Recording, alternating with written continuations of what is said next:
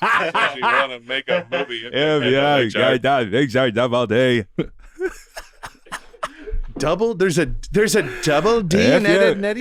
Got that big job all day. She said she want to make a movie. If you get a picture.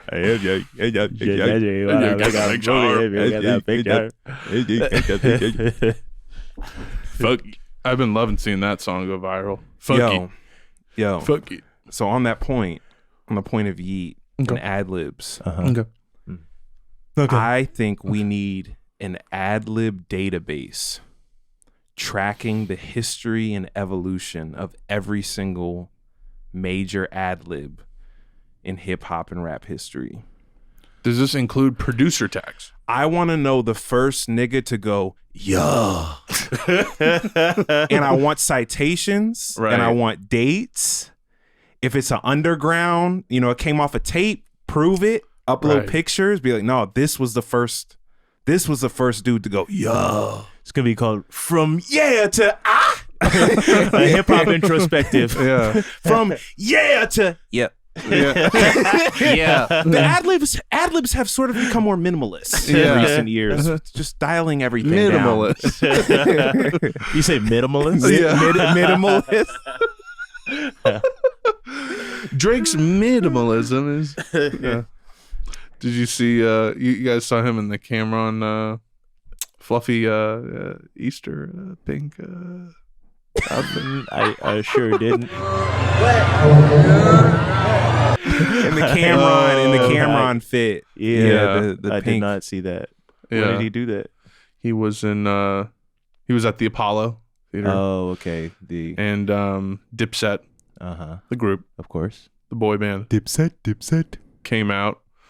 It was funny though, because like those guys are in their 40s and they were like chuffing back like blunts and drinking backstage. I'm like, if I was in my 40s, I would not be able to get like really high and drunk and then go on stage and perform and be out of breath. But Jim Jones works out pretty hard. So yeah, some people just built different. What were we? Man. What did I text you though? I said Drake is like the trust fund kid in high school. He's like the movie Blank Check. Yeah, it's like he pays his way into all of his social relationships and everyone just goes with it because why not? But everyone also simultaneously knows, oh, he's just the money or the status or the whatever guy, and he's longing to be accepted. I guess that's all he really wants. He just wants to be accepted. He wants to feel like he's a part of something. I feel like you could ask. That's not how I read him anymore at all. I was gonna say, I'm like terrified of where his mind is at these days. I was gonna say you could ask YK Osiris why not. Well, no, I do think I do think that there's this endless like desire for validation though. 100%. 100%. Yeah. 100%. Yeah. You can't actually through murder. Through murder and plot. Yeah, you can't actually like. He's a big mischief Drake motherfucker. feels like a mischief kind of guy. Drake definitely gets up to only mischief. Yeah, it's horrible crimes against humanity, but he calls it mischief for sure. Yeah, Drake feels like he gets into like hijinks. Yeah.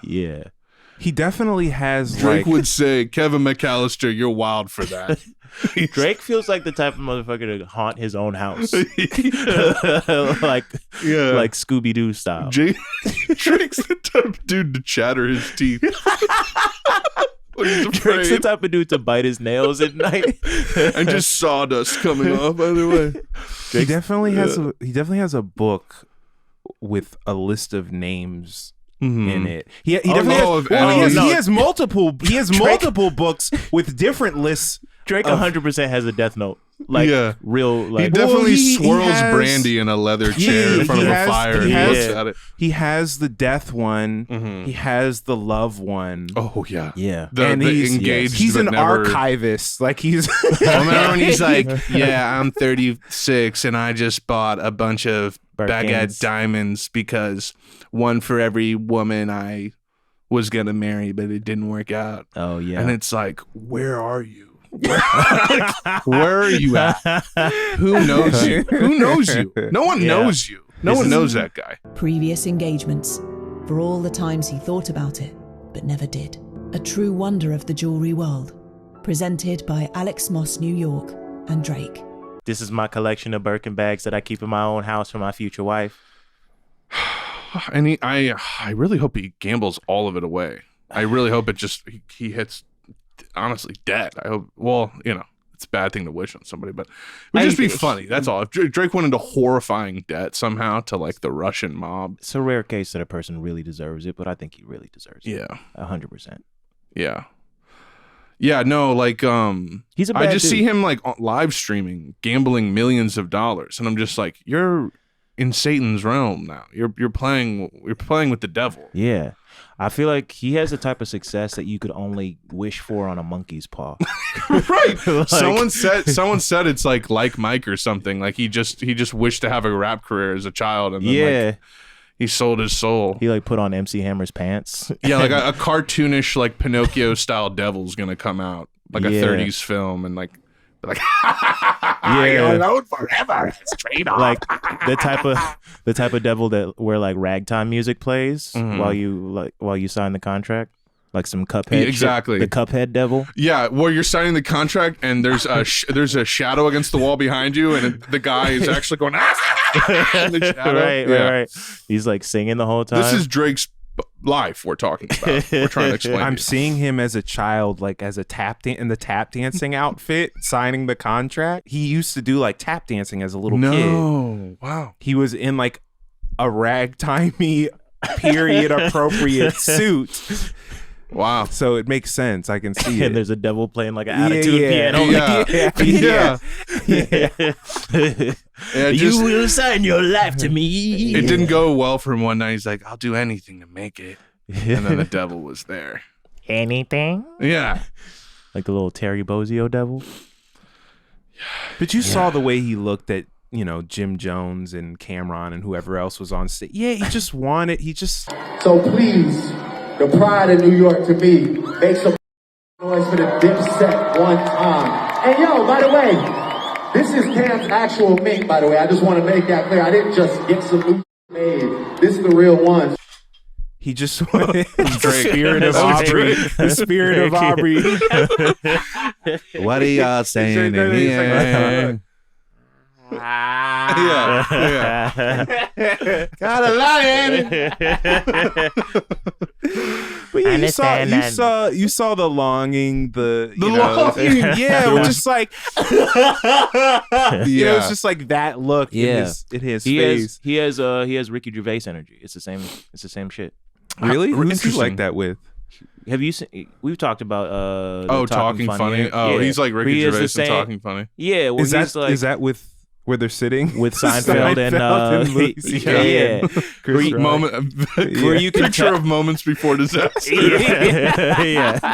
Where you can tell he's like feels like an outsider and is like begging for validation from people that are like maybe not financially more successful than him, but like they have the credibility that he doesn't have. I feel like he's like at the top in the UK, but he's not like US top. I wouldn't even put him at the top there. I feel really? like he's such a like here presence to me, but also like he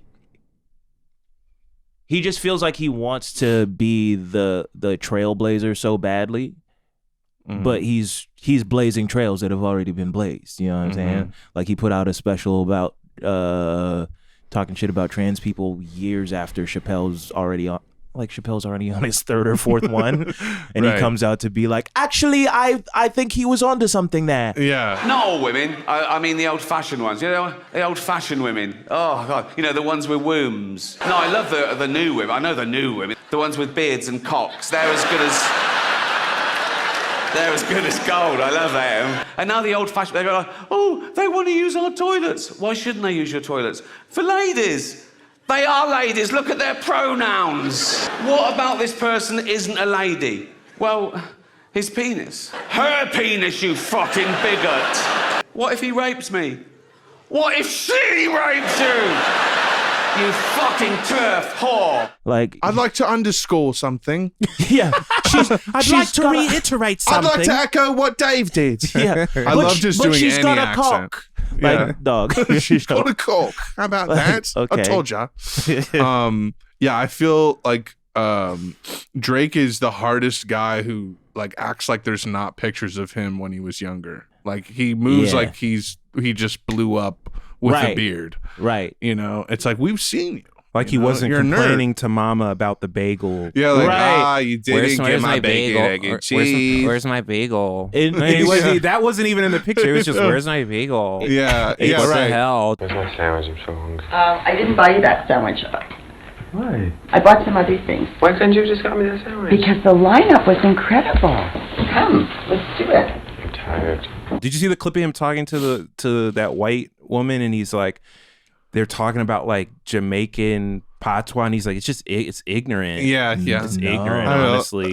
Should I pull that up? Yeah, please pull that up. You know what's amazing? No, I don't like it. I think it's ignorant. You know what's like amazing really is that Drake has ignorant. done so much embarrassing shit that it entirely overshadows the fact that he just did blackface as a black man. You seen the clip where he goes, "It's my fucking nigger." yes, I have seen. Have you seen that, Connor? No. Wow.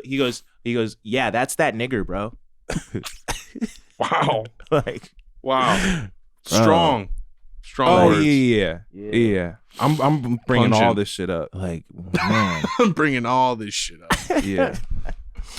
I would suggest we do a whole Drake episode, but I feel like we just get murdered. Yeah, we probably will still for this. I mean, yeah, just for bad things will happen to us because of this. Yeah, man.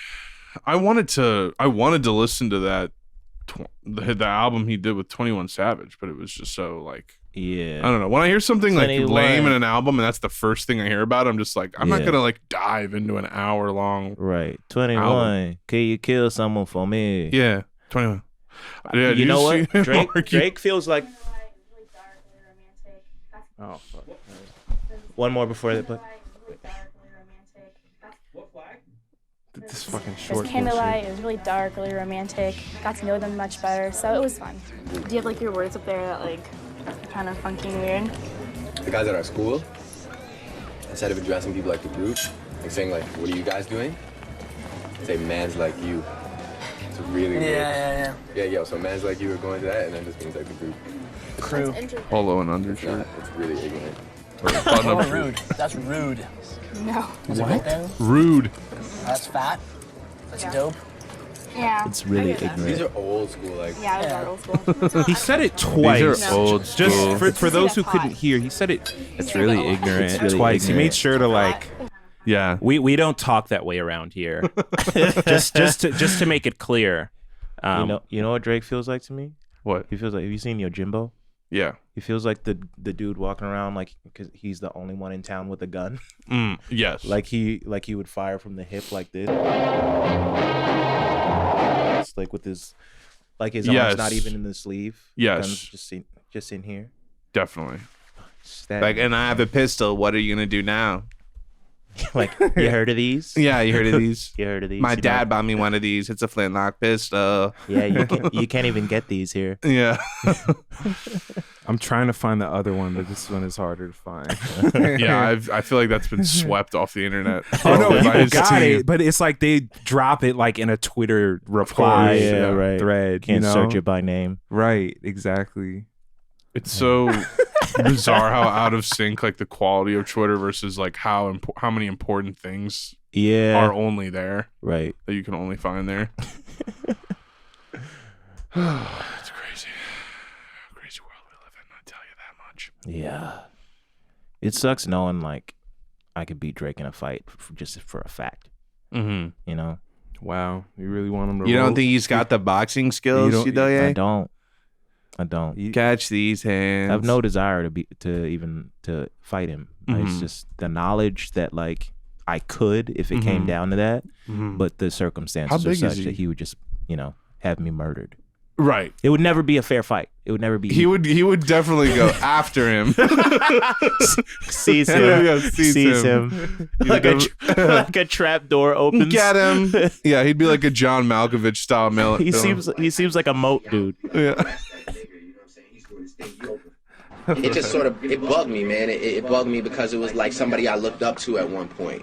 was somebody that I was like, I used to see out and be like, yo, that's that nigga, you know what I'm saying? He's doing this thing, he open.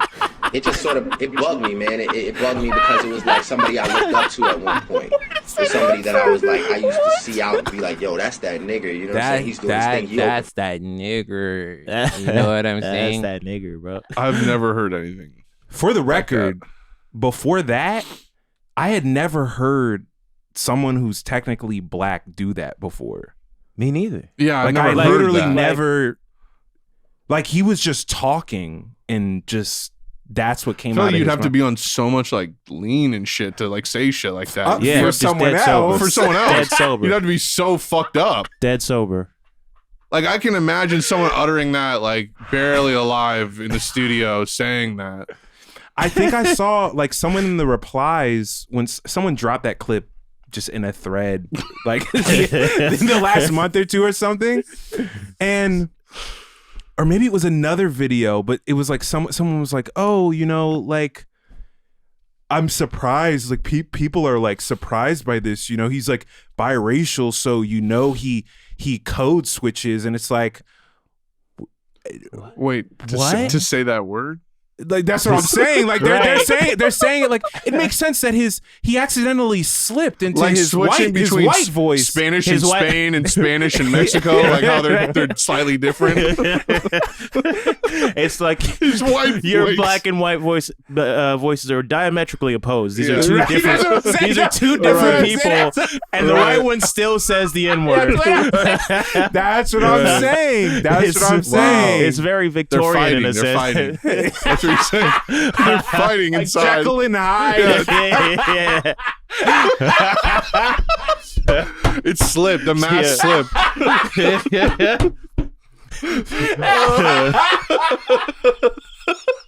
That's that nigger. Just picturing. yeah. Like yeah, Jim yeah. Carrey in the mask. Yo. He's trying to take it off.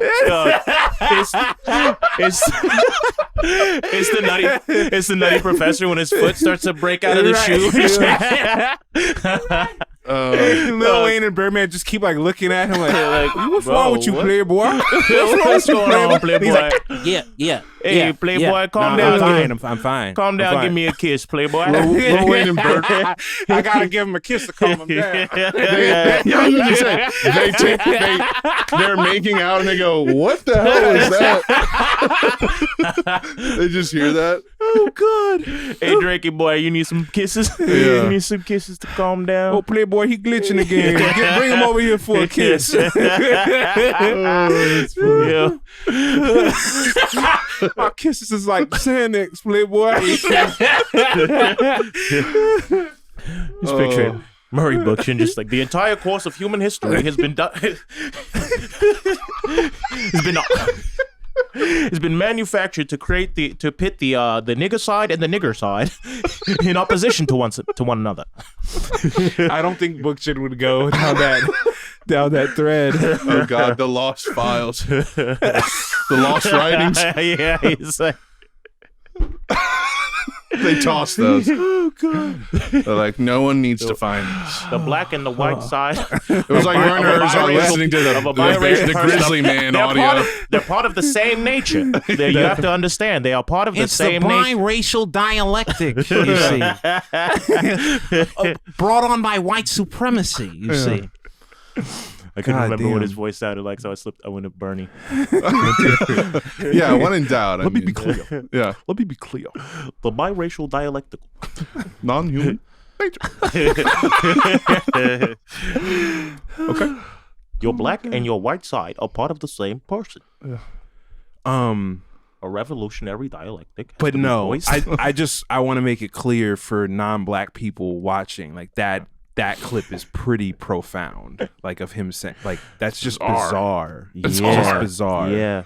Like I want to just get some head and tail on that clip. I want Right. to see where that's fitting into the conversation. Well, he's just Where talking. did it come from? Where did it he's go? just talking Yeah. about somebody, but he was. It was the what he was saying was normal. You know, like what he was communicating was normal. There was nothing. Yeah, it's something in his subconscious that. Yeah, it's the fact that he wasn't putting on at all that was like that was confusing. Very genuine young. It wasn't. He was just confused. Yeah, those are two wild clips to pull up back to back. Right. Yeah. To compare. Yeah.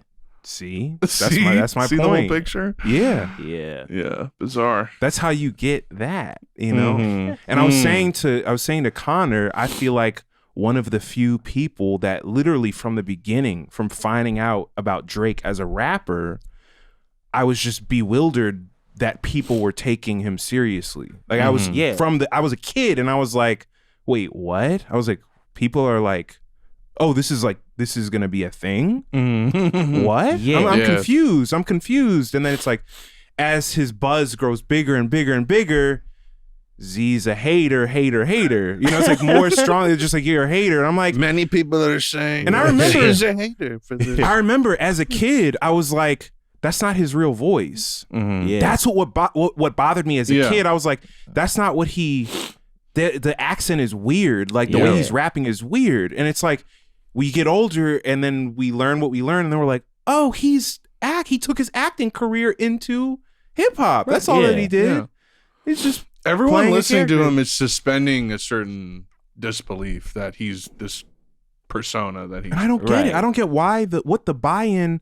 I mean, I said in our text, you know, him appealing to women back then, and like, who was it that said? There's some rapper who gave this like stupid kind of like chauvinistic antidote of like talking to a rapper. You wanna have a successful career, you gotta rap for the women, man. That's what you gotta rap for. Right. Someone's gonna know who I'm talking about. You're gonna know exactly who I'm talking about. But it's like that. That's Cat Williams being like, I don't drink no goddamn Alizé, but bitches do. Right. That was the sentiment basically, but they were saying it from a rap career standpoint. Right. And yeah, so I think that was like a factor. Him, Degrassi, that, and then it's like, yeah, and you have resources, so you can buy features, you can whatever. Yeah, it's just, no, it's you crazy. oil it. You just oil he created a brand, machine. A product. Yeah. He created a new thing Yep. that everyone can use as precedent. Yeah, I feel like he created a cultural precedent. Yeah.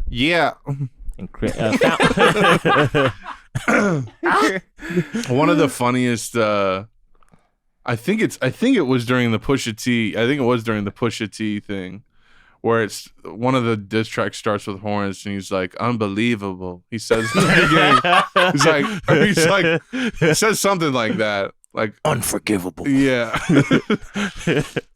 Yeah. Is that forgivable? He's like what is it? He goes, the audacity. That's what he says in the beginning. Oh, man. Oh, Drake, we're on your ass. You better watch out. It's just weird. It's just weird. That's It's the biggest, all weird. one of the biggest stars in the world. It's just one of the biggest. Oh, are we good? Yeah, we're good. Oh, okay. One of the biggest stars in the world. One of the biggest stars in the world, and he seems like he knows what the little fork is for, like that type of dude. Mm-hmm. You know. Oh, he knows. Shouts out to everyone who remembers Big Ghostface, who was the anonymous. Maybe people know who that person is now. Anonymous blogger who was like the king of Drake. Oh, yeah. I didn't want to say slander because I'm like, why did that become the word for like diss? Yeah. It just, I like that. I like it as a word. It's just because slander implies that it's not true. Yeah. And so sometimes people are. You just, see, it's a totality, which is what we crave. We crave totality. Well, if you say you're slandering someone, well, am I lying? I'm not lying. Yeah. But I recognize that language changes, and on those terms, I'm all right with it. You know, whatever. But it's like L. It's very decisive. It's just complete L. What you said. It's not even inaccurate. Whatever. It's just L. We on Jaded. We engage in Drake libel. That's what we do. Yeah. Yeah. What does he say? It's when it's spoken, it's libel or something like that. Fucking J. Jonah Jameson. Yeah, from Spider-Man. But yeah, Big Ghostface like used to just run it up on the on the Drake. Didn't he get real Ghostface in trouble at one point? Something like that happened. This is like over a decade ago. Do you guys remember when Action Bronson was on like Sports Center and said like, yeah, he's not rapping like this anymore? When someone was like, you rap like Ghostface. I remember. And then Ghostface, I'll never forget. He was wearing a giant St. Louis Cardinals like fucking bomber and a matching hat, I believe. And he just had music blaring in the background. He just basically threatened Action Bronson in a video, and it's amazing. It's like a wrestling. Let me talk to y'all niggas something. You know what I mean? It's like, first of all, you little fat fuck, who gives you the right to even mention my name out your motherfucking mouth? Bro, you done made a mistake, boy. You done fucked up, man. It's like a wrestler being like, I'm gonna kick your ass. It was literally like that energy, and Action Bronson literally apologized. It came out. I remember. That's hilarious. And I don't know why he did that. I don't know Why he apologized or why he- No, I don't know why Action Bronson did that. Why would you say that about? He's a good rapper, and he was probably just way too cocky in that moment and let that shit go off. I'm just saying, even if you thought that, why would you verbalize that? Like, I feel like he probably also thought that was enough of a like. It's like, these are rappers. They're gonna hear what you say. They're gonna know. It's like you can't sub a rapper. That's the last person you can sub. Right. They're gonna pick it up. Right. And he was like, yeah, he doesn't do it like this anymore. And it's like, but he does. He still raps. He's still in the game. Yeah, I don't think I saw. But it was, I'm sure they're friends now or whatever. But yeah, that was funny. The spectacle is just weird. It's all weird to me at this point. Mm-hmm. Yeah. I feel like I have like a zoomed out view on it at this point in my life, and I'm just like, what what is this? This is coming from, I mean, I watched battle rap for years until I couldn't take the just violent misogyny anymore. Yeah, I remember it was like a few years ago. Like I can't remember who was battling, but I was watching, and I was just like, found myself just like wincing like over and over again. And I was like, this is like, I can't even. It's always skewed towards the like insane clown posse, like fucking Twisted, like fucking who's the guy from Kansas City? Tech Nine. It's like that kind of like, I don't know, like violent Twisted rap battle. Shoot you in the head. There's definitely different styles and like sub genres or whatever, but like they're trying to like say the most offensive, disrespectful stuff in a lot of cases. But I was gonna say, like, even zoomed out beyond that, it was just this whole thing of like, why am I watching two grown men, like, they're basically like literally like passive aggressively arguing with each other over their, and it's always rooted in their own like toxic masculinity. It's not like real, like they have real problems and issues with each other, right? Like that are just like regular human. It's always like, oh, well, I had to prove something on my manhood, or you disrespected my manhood. That's like the foundation of it most of the time. Right. Not all the time, but most of the time. And I'm just like, why am I watching? Like, why am I invested in this individual's story and narrative beyond being like impressed by their skills and their talents and stuff? I mean, that's the beauty of it still to me. But like, it's just like with sports in general. It's like when I had the epiphany with sports where I was like, oh, the players on this team aren't from where the team is based. It's just a business. They're just swapping all of the. So why would I take pride in the team? What's the team? It's just a business. There's no. It's not like, oh, we can take pride in how our team performed this season because everyone on the roster from the time they were a child, on our premises in our state, we raise them to be the champions why the World that Cup they are is today. so, because it's like, oh, they're from the country. It's nationalism. Yeah. Right. Why can't it be more nationalistic? Right. I feel like with battle rap, it's always been confusing to me because I'm always like, it always feels like it's starting in the middle of the argument. Right. Like they're never just starting the beef in that moment. It's season 3. Yeah. And I'm always like, no, literally. I'm always like, is this an ongoing beef, or do they do it like comedy roast battles where they just like are trading info about each other and just like writing together? Because that's how all I can think of is that lady going, "The nerve of you, bitch! You're Mexican." Wow! The nerve of you. That's on Twitter. Wow! No, but I get what you're saying. It's like they're referencing like, when Kane came through 3 years ago at PAX, you lost. Right. What was it you was saying? And it's like your first. You're like, wait, what was he saying? We're on episode 100, right? Yeah. There's like a double entendre in there that you completely missed, but the whole audience got it. Right. Like, oh, and you're like, what? What is? I don't even know what you're referencing. Like, could we do like a Family Guy cutaway? You see, I'm tough. Is that Charmander or just cheesecake? And it's like, what? Yeah. Is it the CHs someone stole his Pokemon cards at a bakery and you didn't know that? Oh my god! Yeah. It's like, hey, bro, it sounds like you're just throwing words together.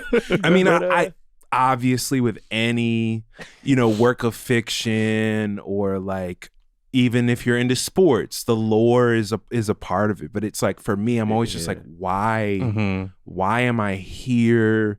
What is gonna like really make me invested? Yeah. And I can, after years of watching really lyrically skilled people who are really skilled at performing, it literally just, it gets old. You're not gonna be like, oh my God. Yeah. You've kind of like seen the peak of what can be done, and then at a certain point it's so beyond that you can't actually grasp it in real time. There's some lyricists where it's like, I'm not gonna get that in the moment. I would need to like, let me say that again. Yeah. Shit sells seashells down. And they're brilliant. They'll be like genius even, but it's like for the performance though, it doesn't do it. It's not. Yeah, I can't. You got to get Cole Kushner to break it down in a YouTube video, a vertical. I always remember Joe Budden breaking down what's going on in the battle rap scene. Now let me tell you about. Here's like how Surf versus Cypher. That was a great battle. That's what I like to sing. Yeah. Man. Yeah, and there's like a streaming app for rap battle. Yeah. Now. Oh yeah. There's probably a few at this point. I've been out of the loop for at least 2 years. Yeah. But I remember, Smack, and then there's URL, and then there's King of the Dot, and then there's been partnerships between some of them. It's like, it's been. They do like pay-per-view type shit. Yeah, too. This is just fully pro wrestling. Yeah. Man, yeah, exactly. Who started Verzuz? Was it like T.I. and someone, or was it Busta Rhymes? Who started that shit? No, but that's an amazing. Whoever fucking, I don't know how someone did that. They just came up with that and made a shit ton of money. Zach and I were watching the 3-6 Mafia Bone Thugs versus Live when Busy Bone flipped out. Oh yeah. Did you see any footage from that? I saw clips. Yeah. You're not gonna keep disrespecting me. Yes, we were literally like, you're kidding me, like jaw to the floor. Hey, before we even get started, you ugly motherfuckers ain't finna be mocking me while I'm on motherfucking stage. Like straight the fuck up. Nigga, suck my dick. And gangsta boo. Suck my dick. What the fuck? You're a hater. Busy Bone, you're a hater. You must just take your pills. You weirdo ass nigga. Fuck wrong with you, bitch ass nigga.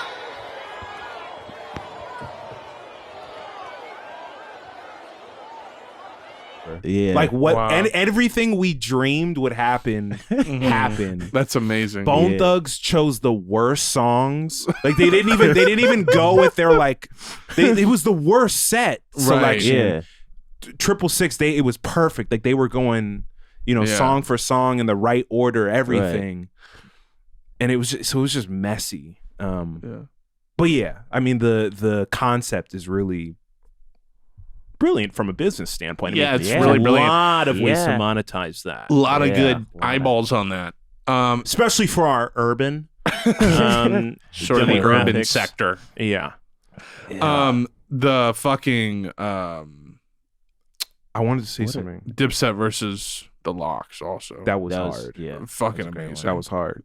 I wanted to say though, you're like, it's basically like wrestling it's like wrestling without the entertaining shit. Like in comparison, like in wrestling, you're gonna get it's all the shit like, talking, but then they're gonna flip like from feet in the air and a then crazy but then the colorful owner outfit. of the company gets slammed to the ground. Like if we got to see Rick Rubin get pulled off a yoga mat and thrown into a wrestling ring, you know, right. And Busta Rhymes did a fucking suplex on him. That'd be fire. I've been hearing, by the way, nothing but psychotic stories about Rick Rubin. Bro, it's that everyone's having their day now. It's like all these people are like, all these legends are having their day where they're getting recognition now because they're rolling out with a book or a show or a documentary, and people are like, it's simultaneous. Dude, I follow this super swagged out like 50-year-old guy, lives in LA on TikTok, and he wears like really nice like denim. It's the Beck guy. The You guy saw that? So I sent that to you. Yeah. So he told this story about how he used to he played on Odelay. Like I think he was like a bassist or a keyboardist or something, but he had a part in that. He told this story where Rick Rubin came by to Beck's house, I guess, and didn't come in, made them come outside and get into his car, like his Land Rover or something like that. And so he just started playing Odelay. Like he had gotten the final mix of Odelay before Beck had somehow. And so they were just listening to it, and they drove around and listened to the whole album, and he brought it back. He brought them back. They're like, all right, cool. So, and he was just like, yeah, I think it's really bad, man. Like, I really don't think you should put this out. You should shelve this. Yeah, you should really shelve this. You should do something with me though. Yeah. And they were like, oh, okay. Well, thanks for like the feedback and shit. And he just left, and you know, Odelay's Beck's best-selling album. Literally. And it's like, I want to unpack this. So he did an interview with some mainstream. Who was it that interviewed him? Where he's saying, "I don't do anything." He's like, "Oh, or who was it? Anderson Cooper? It might have been. I feel like it was Anderson Cooper. I think it was. He's talking about, I don't actually know anything about music. Right. So that goes viral.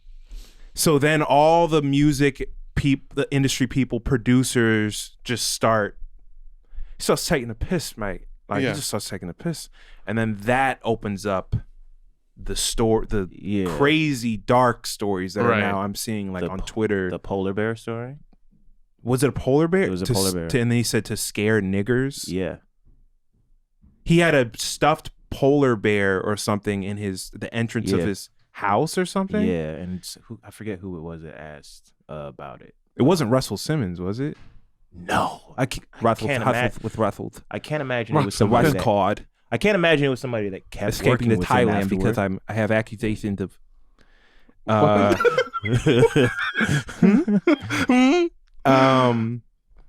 Russell was in the story somehow. Yeah, he might have been there. I don't think he was the one who asked. Yeah, someone else asked. And I like, what is this here for? What is this? Or I went, oh my god, there's a fucking stuffed polar bear in your crib. That's weird.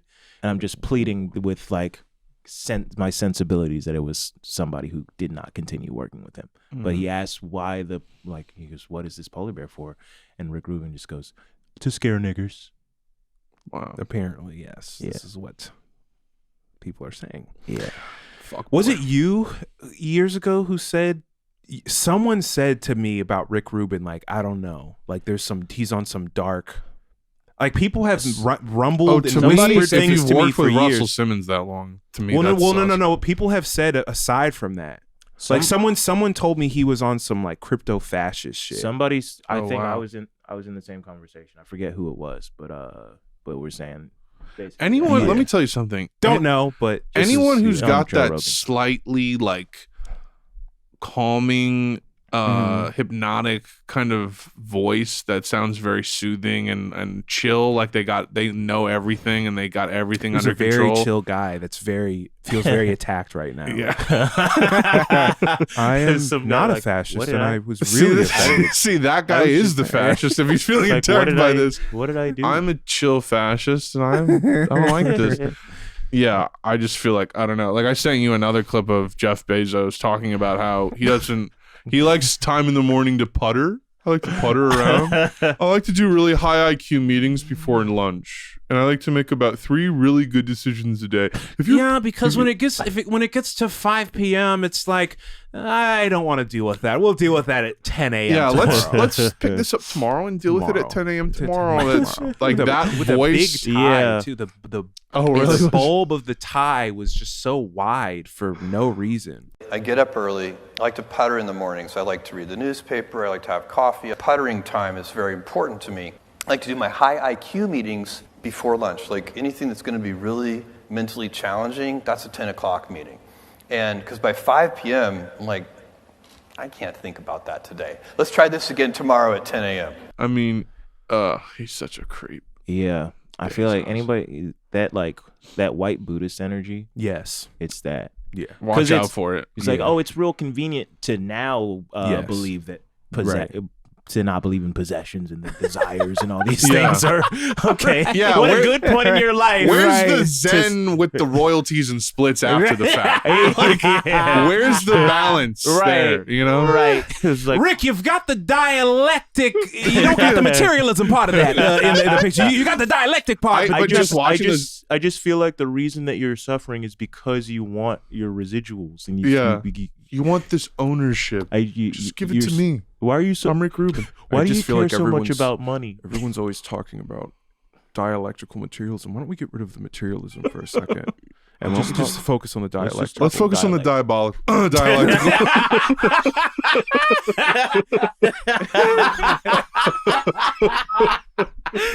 Yo, diabolical materialism. That's what he's doing. That's the jaded shit. Yeah. That's the jaded shit. Yeah. Diabolical materialism. See, they want you to believe that they are talking about dialectical materialism. It is diabolical materialism, my friend. My brother. Diabolical materialism. They built the pyramids into the ground the same way they built them up into the sky. Yeah. It's a column directly from the top of the pyramid into the bottom of the earth. Yeah. That's why you have the all-seeing eye, my brother. That's why. It's on the back of the money. It's a Rubik's Cube. It's the corner of a Rubik's Cube. Yeah, he's very like let the creative energy flow. Right. Don't hold on to what you thought it was gonna be.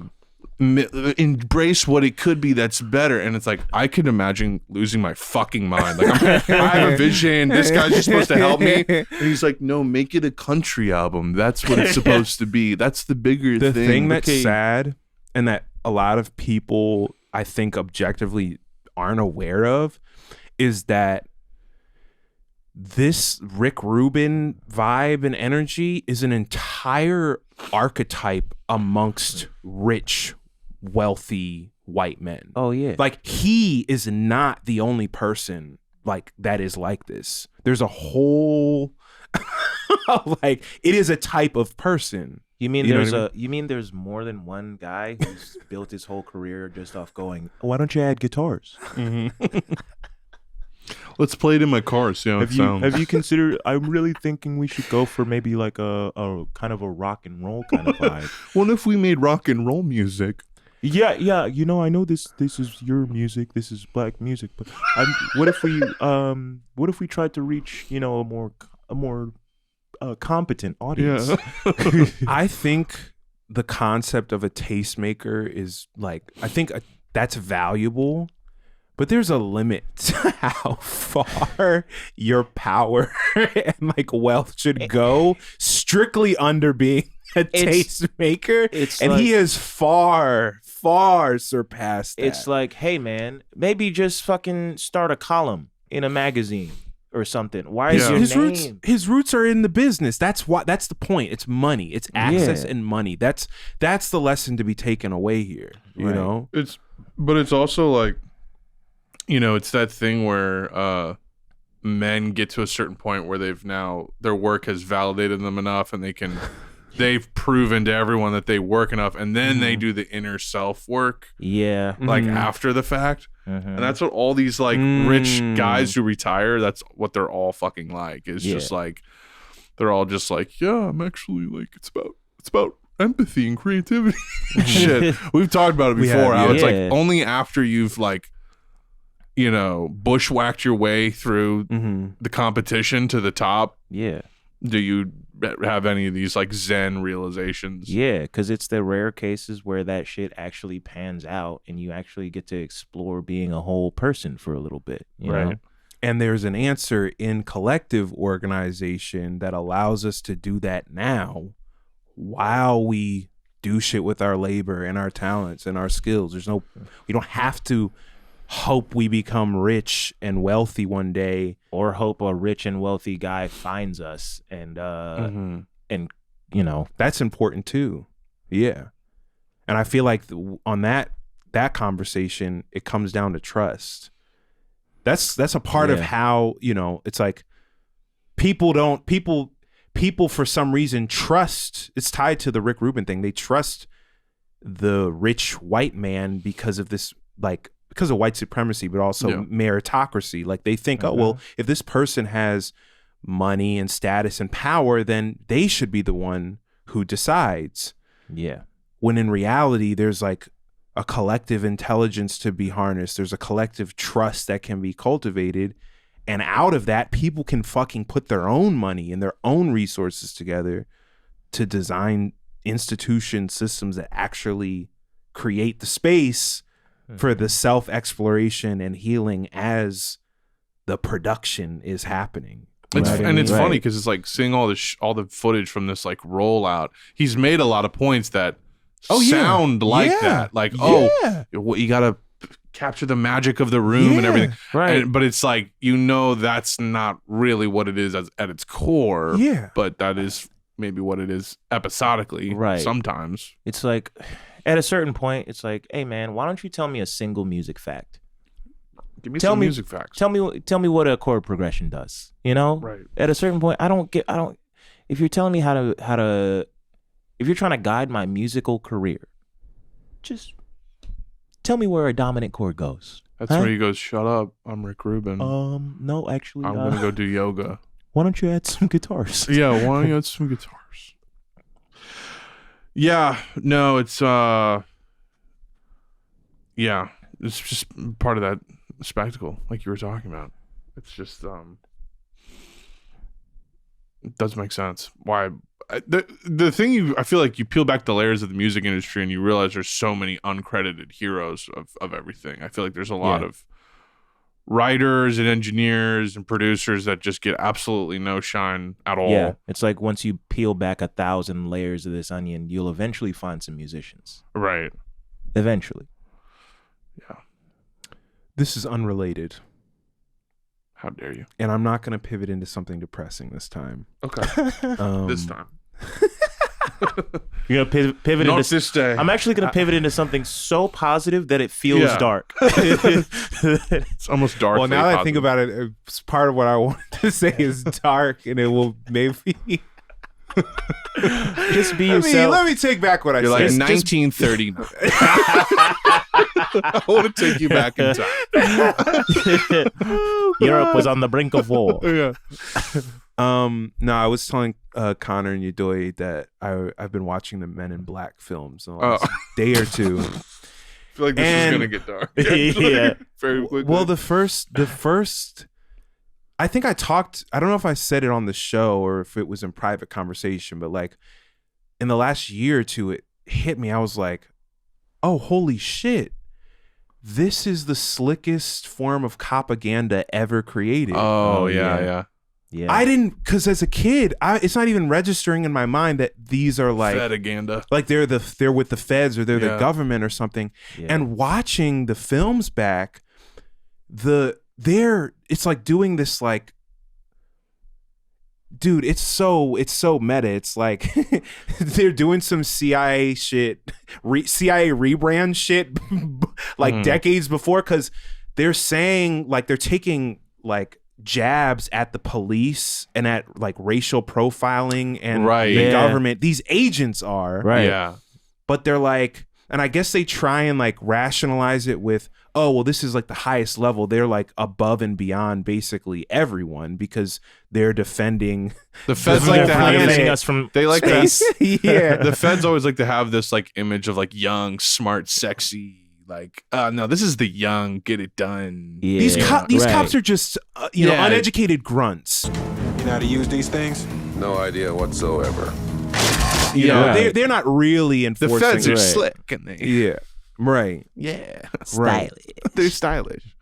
Yeah, I mean, aside from that, you know, like I was saying before, the first film, like I think is good.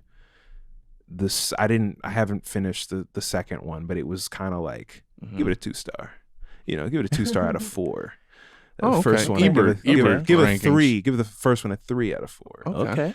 But the effects, man, visual effects, special effects, the practical stuff, all of it, fire. Yeah, amazing. The salt guy still holds up. Yeah, Vincent D'Onofrio.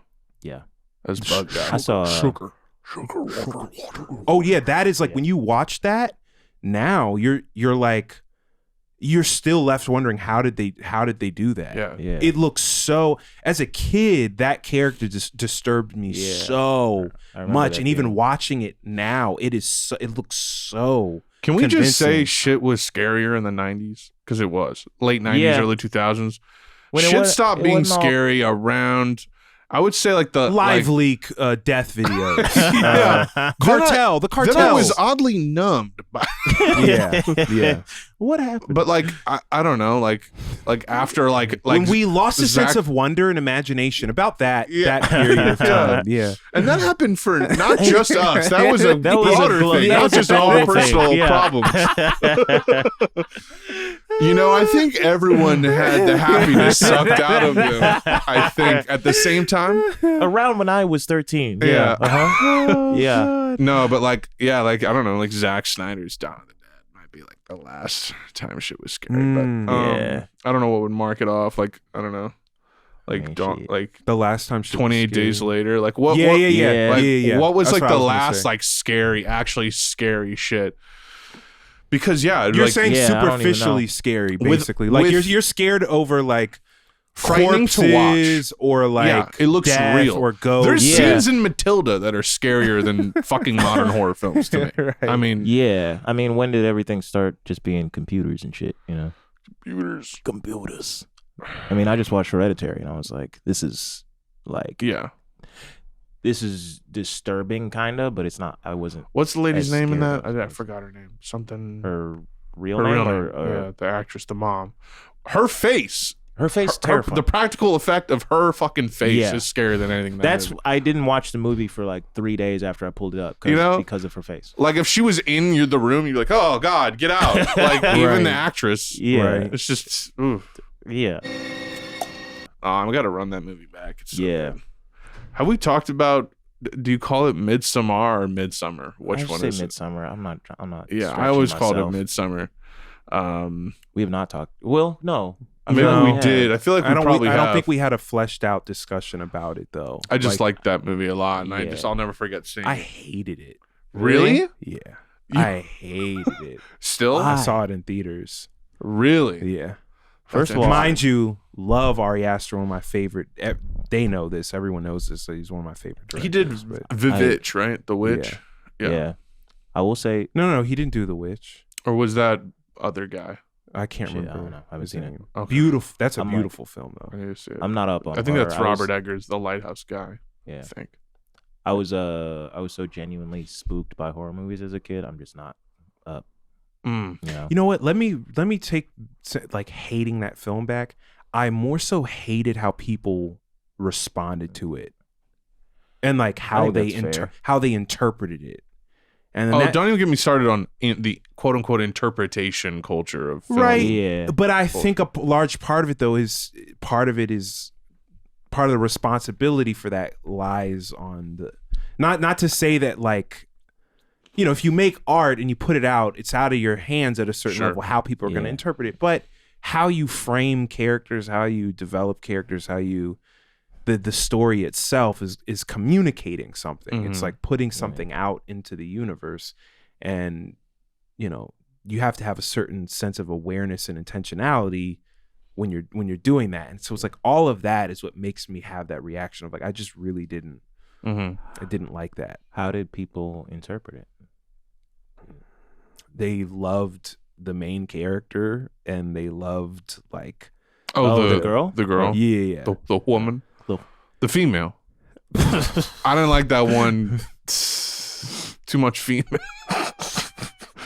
Sorry. And for the wrong reasons, Right. Like beyond empathizing or beyond like seeing, I can understand how someone would act in that scenario, which I couldn't. I was the whole movie, I'm like, what? Why would you do that? At the decisions. Yeah. You know what I mean?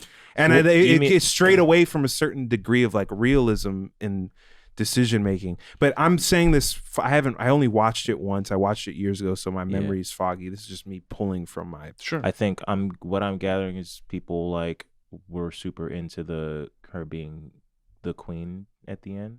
Right. Okay. Right. Okay. That's a part of it. I can see why that would be. Because if my memory serves me correctly, she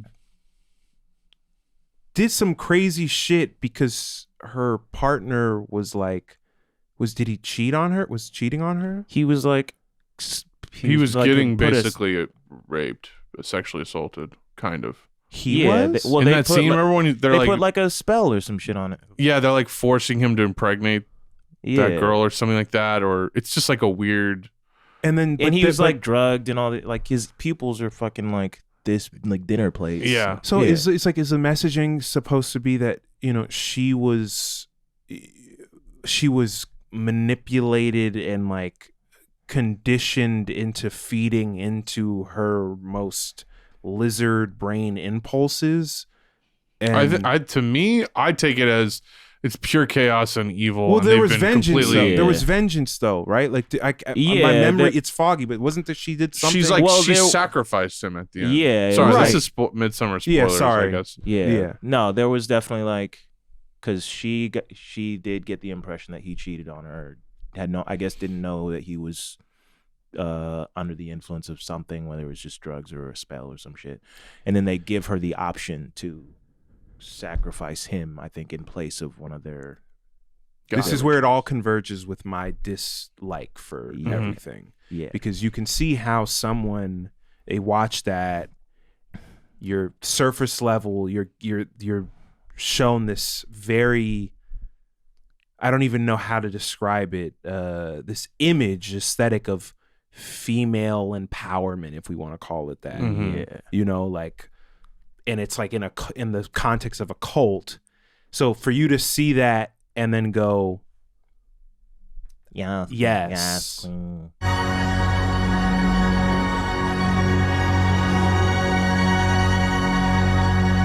It's just weird. Yeah, it's like, and a lot of people. That's how a lot of people like interpreted it. Right.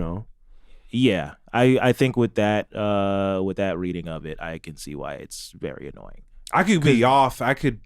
It's my memory could be off, but that's details aside. I think you're right. I think Details there's a lot of aside, people that make those jokes and or feel that way about the movie, and it's like And details aside, that is what happens. That's that's All how right. it ends. She gets crowned after like sacrificing her boyfriend. I do just generally, especially on Twitter, just how people over interpret movies or like just like over Easter egg movies, like especially with Nope.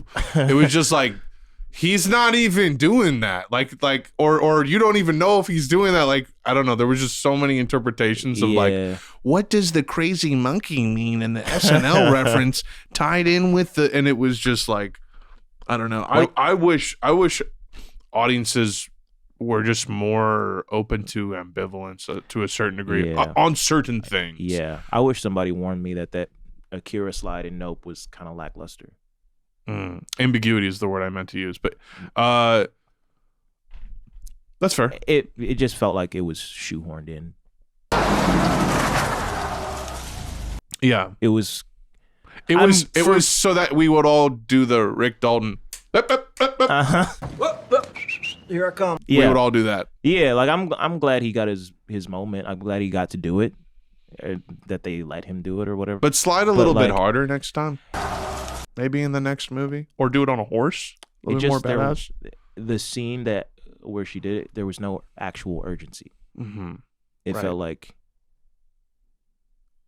she's going from one end of the farm to the other, and like, okay, right. I don't know. It just felt like it didn't have to be there. I feel like if it had some like narrative imperative to it, I would have been a little bit more excited by it. I feel you. Yeah. I dug that movie a lot, though. It was good. I enjoyed it. Sorry, what is this? Nope. Oh, okay. The Jordan Peele. I still haven't watched that. It was fun. It's cool. Yeah. Take it for what it is. It's a little weird. It's a little funky. His movies are a little weird, but I like that. I like that they're a little clunky and weird. Yeah. I mean, strange. Weird is in these times short supply. Yeah. Short supply of true weird. More weird. Of true weird. Yeah. What's weird is that I watched the first 2 episodes also of The Last of Us. Oh on yeah, HBO, I saw you tweet that yesterday. which is or today. Yeah, it was today. Which is weird also because it just goes back to like my point about Star Wars shit, where it's like, dude, just make something inspired by this that's new. For the love of fucking Christ, please. Because it's like so well done, but it's literally, there's some parts of it where it's shot for shot the same as the cinematics in the game. And it's like. Yeah. I mean. Welcome to Hollywood, folks. I thought you were going to say welcome to hell. Would have been. Welcome to Hollywood. Welcome to Helly Weird. Yeah. Holly Weird, dude. Yeah, man. I mean, why would we just think about it for 1 second from a business standpoint? Why would we put our money towards something new when we have all this data, all this market insight that shows us, look, IP here, IP there, IP here, and God damn it, half of it's already made for us. All we got to do is just rehash it and remix it in a different way. Now, you're a businessman, right? I can tell you're a businessman. You like money. And this is a business at the end of the day. This isn't a fucking sandbox. This isn't a fucking playground. Right. We're here to make money. And I'm just saying the quiet part out loud here, pal. Right. This is the brass tacks. Yeah. How you think your fucking flicks get made? Yeah. It's my fucking money. We gave Don Cheadle 2 hours to say yes to 6 Marvel movies. You think Flubber came out of nowhere, buddy? Yeah. No. That came out of my ass. That was Flubber came out of my ass. Flubber was a Victorian era classic. IPs to Hollywood, like from a data analytics standpoint, they're like astrology to them. They're like, no, the Sages are gonna act that way. Like the cape movie, the people with the capes on, they always do this at the box office. They haven't been able to look past like the data and see like what about these movies makes them popular to begin with. What qualities do they have? Yeah, or just have the like capacity, how they did back in the day. Just have the capacity to throw it all or out. Fucking, I don't know. Make a thing you want to see. Take a book. Make a book. If they're gonna eat it and it's gonna sell, we do it. It's that simple. Why would we spend more money to sort of go back to the drawing board? Do you know how much this Baby Yoda mechanical figure costs? A lot. Less money, make it, slop, but they'll eat it. Yeah. Rinse and repeat. More money we make. Freelance all the more money we make. All the hire freelancers we will. Give them that 60 we will. Work for hire we will. Not seeing your invoice I am. Yeah, work for hire. 0-hour contract. Yeah. Do you remember when George Lucas called them slavers? He was like, they're like slavers. Wait, what? No. Who was he talking about? Like Disney. I sold them to the white slavers that take these things and like the people he sold like the rights drivers. To. It's like, they're all slavers, basically. They're modern day slavers. He said that. Wow. Was this pre or post? It was after he sold it, and he was bitter about it because it was when the new movies were coming out. Oh wow. Damn. Yeah. Never would have thought I'd like George Lucas that much after the fact. He used to be like my personal enemy, and now I'm just like, I love him. Well, because he fucking wouldn't give us. He owned the shit and wouldn't give us the theatrical versions of his masterpieces, and it's like you gotta at least give us the option. Right. They existed in DVD form at one point. It was like a special feature on one of the box sets. It wasn't the original though. None of them were the original that they showed in theaters. I think the Laserdisc is the closest you get to it, or something like there's that. There's a project, and it's the name is escaping. I have those. Yeah, I do the Blu-ray too. rips. Yeah. Well, no. Well, they made the edits, unremastered. Yeah, like they made it as close to the original as possible. I don't know why I'm. Let me look this up. That's the one I used to get. They were called unremastered. I got Disney Plus. Yeah, that's me too. I throw on those movies. I throw on the prequels all the time as background. Yeah. Oh, Harmy's Despecialized edition. That's Despecialized. That's what I. Yeah, Project Despecialized. 4K77 also. Yeah, but yeah, I also have those. Need to have those. Yeah. It's important. The OGs. Yeah. The fact that George Lucas, fuck it. Yeah, who gives a rip? Yeah, I don't really Yoda care. is CGI now, and I don't really care. Yeah. All those directors, Cameron. It's so weird that he actually did make Avatar 2. Like it actually came out. And he's making how many more? Apparently 4 or 5 other ones. Serious? Yeah, like there's supposed to be 6. I think 3 and 4 are already in the can. Like I think 3 is in post, and I think 4 has already been bought and greenlit. I'm pretty sure, man. I'm pretty sure they filmed 2, 3, and maybe some. Now they're filming some of 4. I don't fucking know. What He's going full steam to the grave on this. Wasn't it like he had to? That is so weird. Doesn't he have to be like the? Can you imagine? Can you imagine doing that? Imagine making 4 more films after there's already been a critique from indigenous people about your little movie. Fuck you, pal. That's what he's saying. Yeah. Riding on one of those like deep sea submarines. He's like, fuck you. What do you call him? Fuck you and your lost people. all they have to do is go, I know indigenous people, they love it. They love it. That's all they have to do every single time. Right. Yeah. I have the analytics. I have the data. You know how many indigenous? Yeah, they buy tickets. You know Pacific Islanders watch my movie. Do you know how many people who checked indigenous on the race box on Facebook love my movie? On the race box. The race box. Yeah. Yeah. Yeah. Didn't he have to like? Didn't Avatar 2 have to be like the highest grossing film of all time just to break even or some shit? Some crazy shit like that.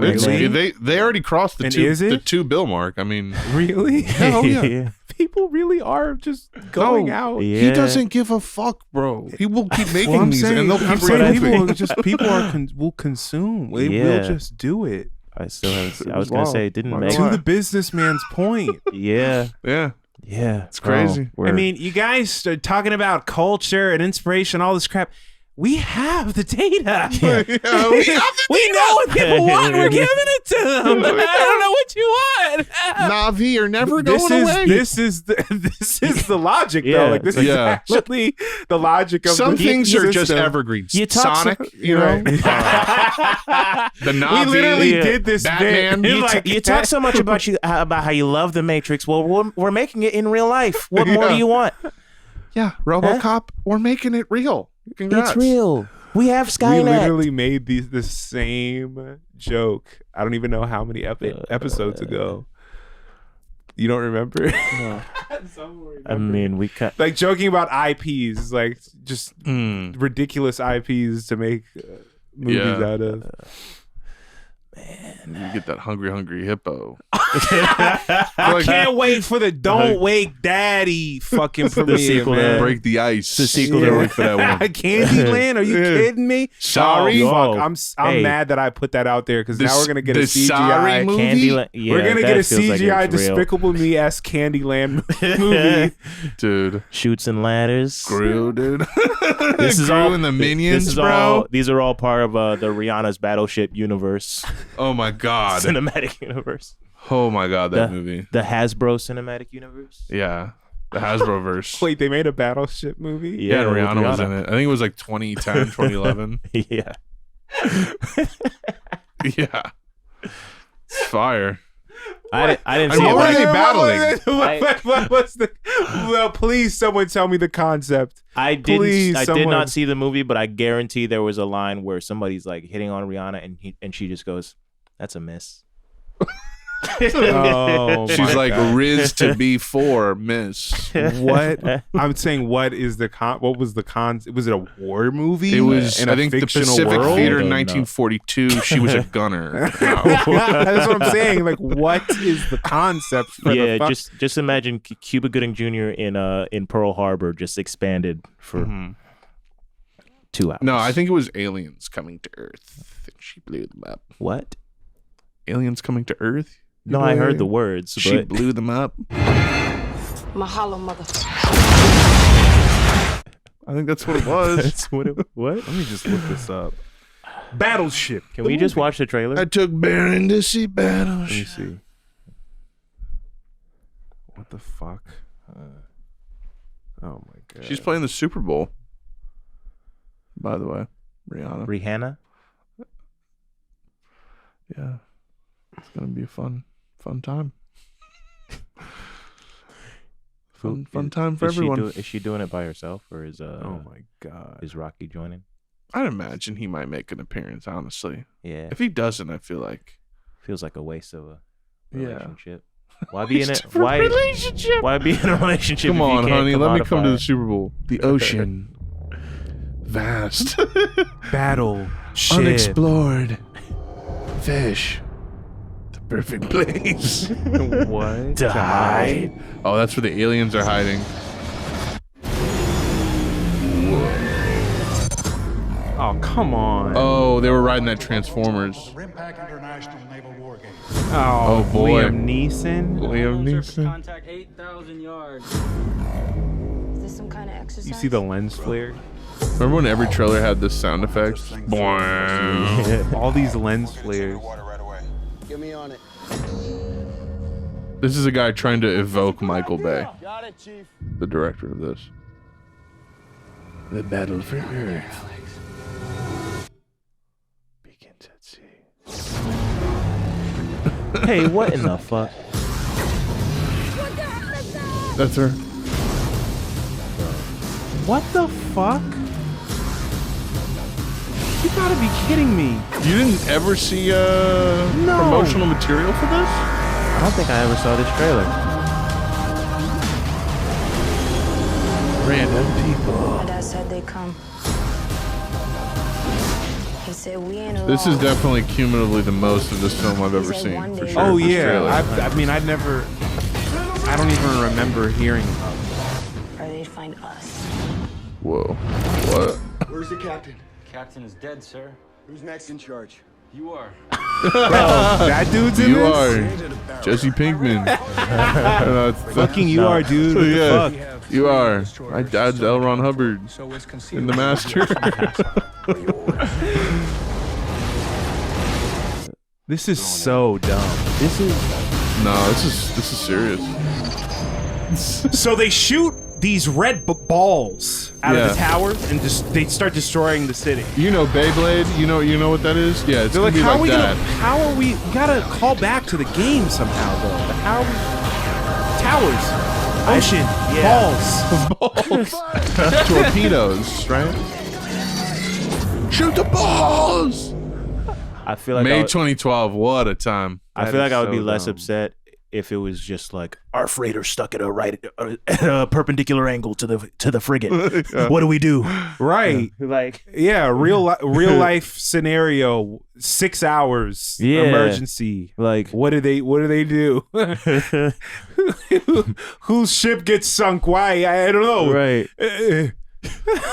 It's a game. That's all we know, and it's very It's very not gonna sell. successful. We gotta merge Battleship the game with Transformers. That's what we gotta do. There have to be aliens. Yeah. It's crazy that a film. I mean, I'm curious what the budget was on that, but just think that you could spend. Let's see what they did here. This was a budget of So like we're looking at this was a 9 budget. figures. Look, $200 and 9 to 220 mil. Wow. I never even I don't even have a memory of the trailer. Right.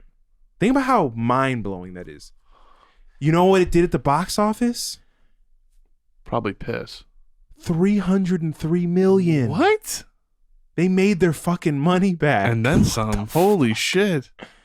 And it's just vanished. Just a blip in the... They were trying to get that one dude, the main guy, the white guy who was like, you're in charge now. They were trying to get that guy off because he was in John Carter too, which was another colossal flop. We got the data. They'll watch. Yeah. They'll spend the money.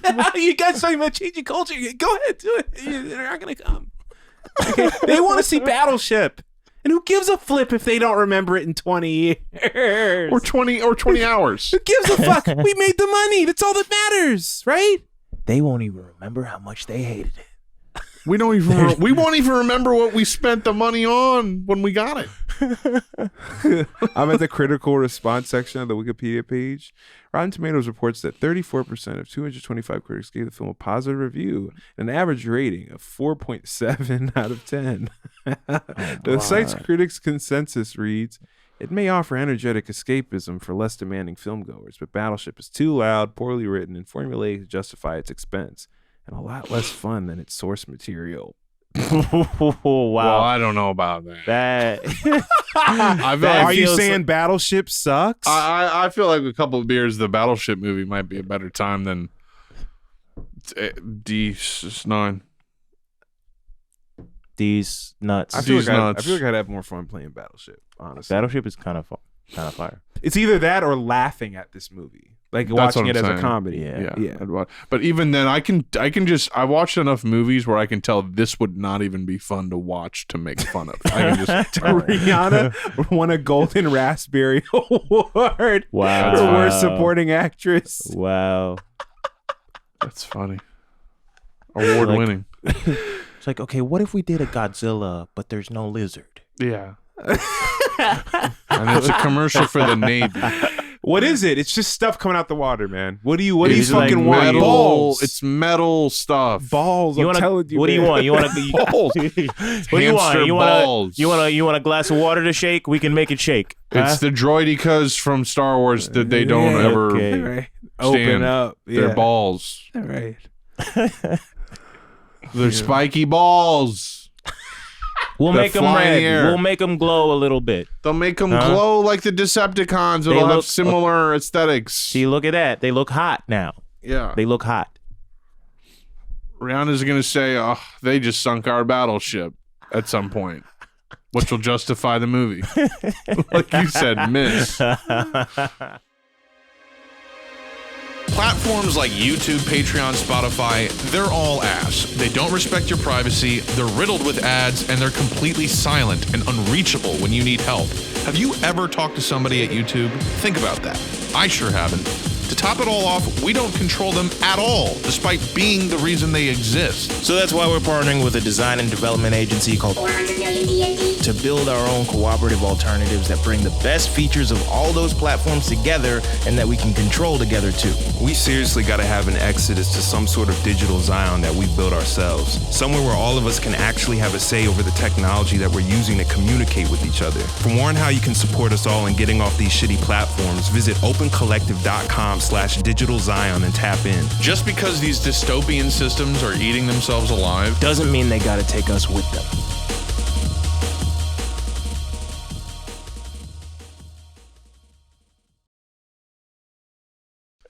God damn. Oh man. It makes you wonder that when does it end? Or when would it end? Can you imagine No, can you imagine global state collapse and the studios are still they're just like, look, we have an investment. We gotta get this baby out. They're like, John, the theaters they've exploded. They're on fire. The contracts have already been signed. We gotta do. That's like literally what's happening with Warner Brothers right now. Yeah, is they made Black Adam and one other movie, and like that is it for the year. Like they didn't make any other movies in 2022. Man, we gotta roll these out. We gotta make Flubber Goes West. I do feel Flubber Goes West. Yeah. Flubber goes back to the late 1800s. Robin Williams in CGI, and he comes from the heavens like an angel talking to talking to the next generation of STEM scientists. There's just like a baseball glove floating over the sun.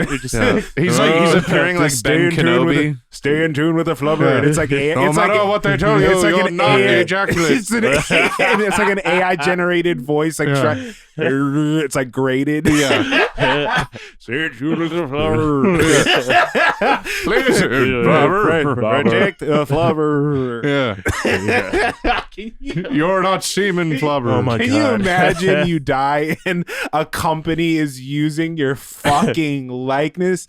Holy God, shit, bro. Like the dude, oh God, what is his name? Let me look at from Star Wars. Grand Moff Tarkin, that character. Oh, and then Rogue One, where they and they completely recreated him. Yeah, it was bizarre seeing that movie.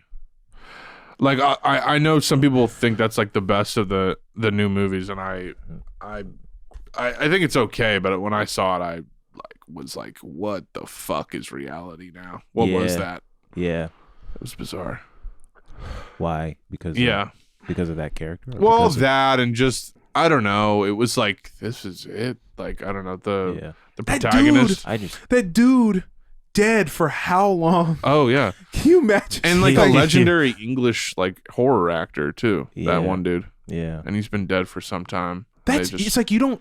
They brought him back and feel kind of creepy. Like I'm saying, being on the production side, this doesn't feel kind of like weird to you. Like dude, Look, he signed the contract. He's technically said he was okay with this back in 1970. The first one he signed. Right. It's called intellectual property for a reason. We own his mind. Right. We own his property. Uh-huh. Just makes me think about how divorced from human beings we're trying to make everything. Yeah. Like someone posted like Taco Bell is the first restaurant to basically cut out human interaction. It's basically a Taco Bell drive-through where it's like the food comes out of a pneumatic tube. No one even hands it to you. So it's like an ATM. That's the future you want. Or you pull up, you go beep boop boop boop, and then you drive, and then it goes swoof, and then you're done. That's the future you you wanted, Connor. Then there's a lane for regular traffic and a proprietary vertical lift to deliver the food from above. That's the future you asked for. More tubes. Fuck. More tubes in the sky. Yeah, wait, didn't we say that at one point? I think so. Yeah. Maybe in the Lost episode? Our goal is for the consumer to be as physically removed from the source of the materials that they are consuming as possible. So if we can get it so they don't even have to leave their bed. Right. Do you understand what I'm saying? How do we get their money away from them? Amazon workers get custom keys to every apartment to come hand deliver the package to you in your bed. Now, what we're building... That is the future I want. What we're building toward here is we've created an advanced civilization with no civilians. And it continues. It keeps advancing. I used one of those stores at the airport. I think it was LaGuardia, where you just walk in and walk out. You don't pay. It was bizarre. Yeah. It was bizarre. Wait, you mean you steal? Because that shit is expensive. They're marking you up for that convenience. Wait, like you mean you steal? Is that what you mean? No, it's like it's literally like, I think it was an Amazon store or something, but it was like you sign up or you put in your credit card information before you go in, and then you just walk out when you're done, and it just those airport stores are such a test to me. It wasn't even one of those like highly stealable from stores. It was like a whole different thing. It was closed off, and like there was only one way in and out. It's like LARPing post scarcity. Yeah, exactly. Yeah, post scarcity where you pay for everything. Yeah. It's like we want to make it. We want to get rid of that middle thing. Yeah. So you can just focus on what's it called? Labor cost. Yeah. Why don't you just let the psychological barriers in your own mind do the work for us? Right. It really is such a test. It probably does make it easier to walk out with more than you need, but far. I'm really just like, every time I go in a store like that, I'm just like, are they gonna check on the plane if I stole anything from here? Oh yeah, those other ones. Yeah, I paid for my escape already. I'm good. I'm leaving. Exactly. Yeah. I've always thought that about how like once you're past security, just anything you bring, anything around is fine. Like, right. Oh, you couldn't have possibly brought that, Yeah. Like you can't bring your own water in, but you can bring as much water bottle. It's like, what if I knew how to make shit from the shit in? Right. Not gonna say. I'm sure there's no way to acquire a knife from back here. Yeah, I took the corner of this Forbes magazine. Again, just to my point, we got to stop using planes. Got to cut it out. Stop. We need those space tubes instead. Yeah. Yeah. We need more. Pneumatic. Yeah, we need more trains. How about trains? Yeah, I agree. Bullet trains. Some Shinkansen. Self-sustainable trains would be nice. Some carbon neutral trains. Airships. A little blimp action. Mm-hmm. Be kind of what are those things on the beach where the wind makes them go? I'm dead serious. Just a bunch of those things that we. Oh all wait, drive like around. you mean like a spider thing? Yeah, one of those things where like the wind makes it walk forward. We'd all just ride those. We need to get shit windier, bro. Gotta make everything windy. Yeah. God damn. Sometimes when I be talking like about this type shit, like make me feel like we at the end of days, like for real type shit, for real. Like you ever seen Mad Max? Like sometimes like my brain be drifting away and I'm like, what if we was in a desert driving 4-wheel cars? Like that shit would be like with guns and armor on. Like that shit crazy for real. It does feel like it does sometimes feel like I'm living extra time. Do you ever feel that way? Sometimes I wish we were like Fallout New Vegas like type shit, because then at least like we would get to the nitty gritty. Like this shit here, like this is like Caesar's this shit right. Legion type shit. This shit is right like here, it's all like one giant mirage and like hologram type shit. Like when I look at my phone, I see a hologram. I see a hologram of myself. Like shit, crazy for real. Like what? Like Yeah, Kylie that should Jenner be was like- wearing a lion as a corsage. That should be like maybe while we here, maybe we could consider organizing ourselves in a different type of way, since there ain't no type of organization going on around us. You know what I'm saying? Man, Kylie Jenner feel said me? Tupac was her spirit animal type shit. I watch on my iPhone. That Why shit she blew say my that? mind She type really shit for real. Why she say that? True shit, real shit. Why she say Type that? shit. She think that's kinda- true. That's kind of fucked up, because it's like she calling him like he a monkey or something like that. You know what I'm saying? Wow. I was kind of like going into like an accelerationist spiel a little bit in there, and that's an interesting conversation to have. Like the juxtaposition of the accelerationist versus what you said, because the accelerationist is sort of like, oh, you know, there's only one route to getting us to a place to where we could even have a different system or situation. Can go ahead and bust out the Zizek impression. You can do that. But I need to warm up a little bit before I try. I can do a good Zizek, but I need to. We have to soundproof. Yeah. We have to go hyper racist. I can do a really good one, but I'm not going to do it now. I need to warm up. That's shit so guttural. It's But like, that verse, it's like that's not true. You know, it's like, especially in fucking, I think about it all the time in fucking the US and North America, like, y'all, we actually, we literally, I know it's a crazy concept. We have legal structures in place that allow us to even navigate and move right in a different way. I mean, it'll only go so far, but right. I mean, there's levels to like what's possible with what you have wherever you are. Yeah, that's a good point. I mean, you get what just I'm saying? The freedom to do that. I hear what you're saying, but what I'm thinking we should do is I think we have to go forget everything that happened with Trump. We got to go even further. Even further to the we gotta right? go all the way fascist. We gotta Okay. go all the way, and then we gotta go all the way racist. Let it burn. And we gotta go all. And we gotta Usher's president. right. EDM music as it's getting sworn in. When you feel it in your body, you got somebody new. Yeah. Yeah. Sure. Yeah, no, Yeah, but just- the accelerationist idea is, you know, we gotta dig that knife in deeper to sort Yeah. of, just jolt people awake. Well, you got to understand. Mark said capitalism is a logical step that has to occur for us to get to socialism. So we just got to push it to its natural limit. So we got to get rich before we can get anywhere. So what we got to do? What we got to do? Completely depersonalize ourselves. Start a YouTube channel. Make bank. Make bank. And then from there, I don't know. I want to put a word to y'all. It's prefiguration. Can you say it with me? I'm really all about postfiguration, my guy. Say it with me. Prefiguration. Do you hear me? Prefiguration. Prefiguring. Okay. That is the people, collectively. Was that a colonial? No. I'm trying to put in some. Who is we the people, man? Who you trying to about? get in some Who you talking about? quill feather into Who you the. talking about? No, prefiguration. Let's fucking get to it now. Let's get to the better life, freedom thing now, and hope that people choose to step into whatever that is instead of passively going along with the status quo death cycle. I think it's a little late for death my vortex. guy. I think we're just at figuration now. We're figuring it It's out. a little late. It's a little late.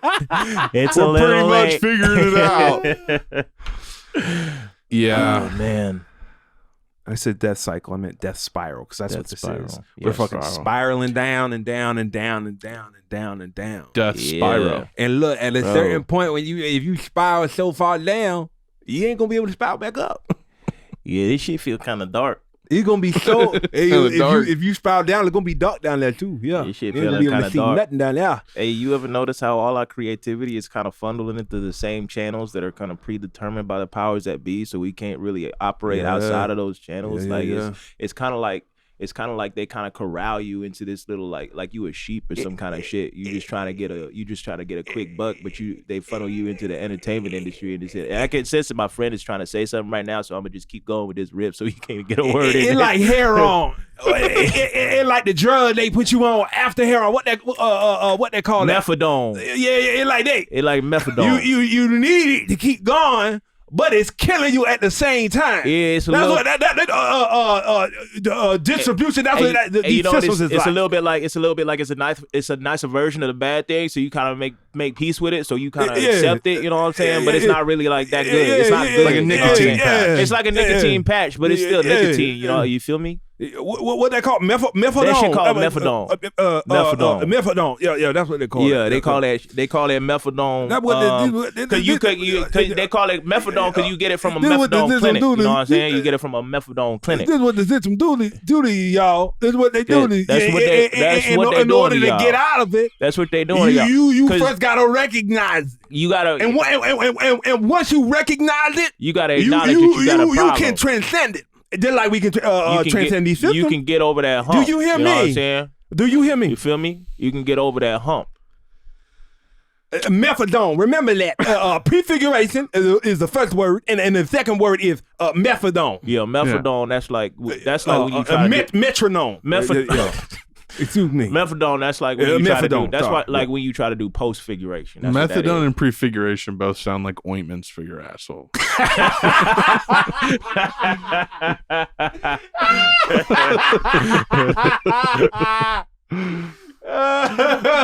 Prefiguration is like a 3-step treatment for your asshole. It's like not just one ointment. It's like a series of. Now, see, that's what Murray Bookchin was talking about. He was talking about that cortisone plus. Cortisone plus. You go to a cortisone clinic, and that's where you get. Oh, help me! That's where you get. Help me! That's where you get communums. Help us. Communums. Oh yeah. How you say that? Still want to have a job. Dude, and my whole thing is, I say it all the time, not everybody gonna get it at the beginning. Not everybody have to get it at the beginning. But if you one of the people that get it, and you got a means, and you know a person, and you got some people, what's stopping us, baby? The only thing stopping us is our own fucking mind. Ain't a damn thing stopping us, baby. It's whatever's stopping us is in our head and our imagination. You understand? Because I know I got some willpower up there, man. Now we bouncing around impressions a little bit. Are we doing a Bootsy Collins right now? Is that what we going for? Bootsy, baby. Bootsy, baby. I'm here for the revolution, baby. I'm here for the system change, baby. I'm here for the prefiguration, baby. Prefiguration, baby. I'm not just rolling with it, baby. I'm pushing back social rebellion, baby. Yeah. Yeah. Feel that. Yeah. No, I'm like, look, there's at least 3 mil people that would get baseline. Out of the 8 bill, I hope so. There's 3 million people out there just trying to funk, baby. And that's a lot of people. 3 million is a lot of people, my brother. They gonna see me doing this. Like, look, he flashing the Illuminati. Wow. They trying to get him. Freemason. They trying to get, when they talk about them isms and schisms, they trying to get you in the Illuminati. That's what they trying to do. They want your butt. Yeah, that shit is crazy. They want your butt. And the butt is a column straight from the top of your head into the ground from the sky, and that's why they call it the all-seeing eye. All-seeing chocolate eye. Yeah. Is someone really drawing a connection between the asshole and no. I hope so. Like there's someone who's think you're supposed to be gay. Like you got to use your asshole because that's where your pineal gland is. Dig this. You heard about the microbiomes in your gut, right? We all know that the gut controls the mind. So what's the asshole? Think about it for 1 second. Your asshole takes... listen, your asshole is speaking to the microbiome in your stomach. They talking to each other. So you have to listen to your asshole. When your asshole lets some of that shit out, it's not really shit. You hear me? It's remnants of what your stomach told your mind to do. Do you understand? So when you looking at your shit, you looking at memories, my brother. Oh, wow. Why would you flush your memories down the toilet? And so you got to ask yourself. So you keep them. Do you hear me? I think so. Now you got to ask yourself. The government has banned 2 major things. They've banned marijuana because they don't want your pineal gland open, and they have banned gay sex because they don't want you mixing with the chemicals that would activate the gut bacteria. So semen in the asshole can open things up. Exactly, my brother. Okay. So you see, when people are talking about the gay agenda, it's a psyop. It's a reverse trick that they're trying to do. It's tricknology. They're trying to keep us from reverse being gay. psychology. You get me? Yeah. You hear what I'm saying? Yeah. It's all a distraction. It's all a distraction. Because it would unlock your human potential, my brother. Have you heard of reverse psychology? That's what when they say the gay agenda, that's what it is. So, I noticed homophobe sounds like home phone. It could be aliens also tied into it's this. saying I don't know what the fuck you talking about, brother.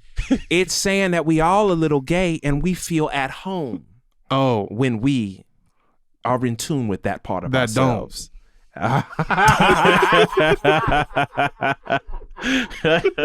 We are at home with that dome. We are at home with bro dome. Do you hear me? Oh God. Do you hear me? It's like that's like auntie uncle. Yeah, that's like my new shit.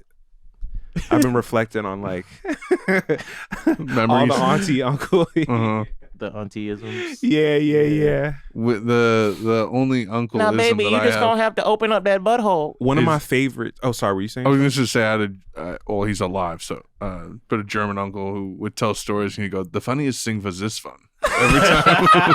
The funniest thing was this fun. He's German. Yeah. Oh, yeah. He got German, a PhD in brewing uncle, from Germany, which I think is the only country you can do that in. Wait, and he what? came to work for Anheuser-Busch back in like the... He got a what in what? He got a PhD in brewing in Germany, and then he moved to the United States to work for Anheuser-Busch in St. Louis, which is a big deal. Interesting. German uncle sounds kind of suspicious to me. In terms he of went Argentina to... No. In terms of like old black uncle energy, one of my favorite things is like when Dick Gregory would, in his later years, when he would do interviews and he'd be like preaching in between saying stuff, he would go, he would do that. You telling me that they didn't know about that?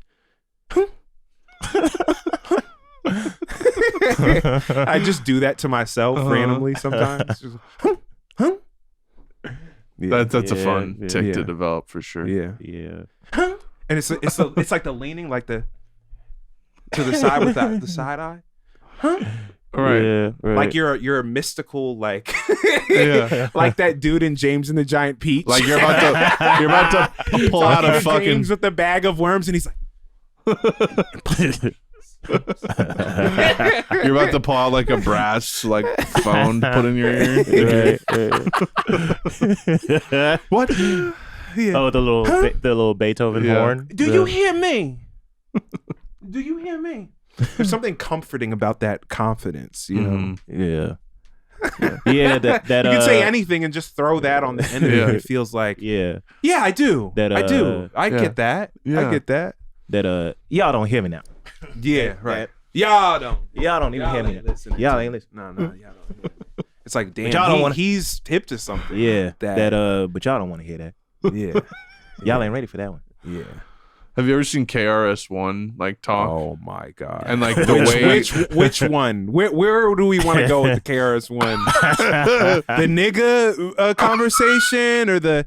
He has these elaborate explanations for like. I think he may have done one for bitch too. Like he tries to.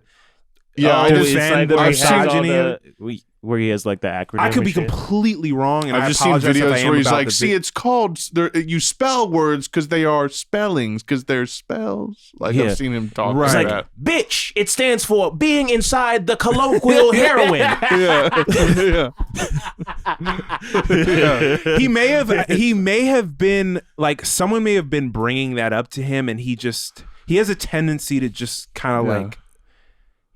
Pull in these just fake narratives to justify conditioning in him, like reflected. I wonder if he's like he's like schizophrenic and like makes connections on accident. Nah, I don't think so. Just out of nowhere. I don't know. But what was the big one was with nigga. He was saying it's like an African word. It wasn't the niggas conversation. Was yeah. Was that it? Yeah. Which people have. Did that come from him? I don't think so, but he definitely like negus. It's an Ethiopian word. Yeah, etymology of the word for king. Hold on, I found kids like top result. Oh, is it just a radio thing?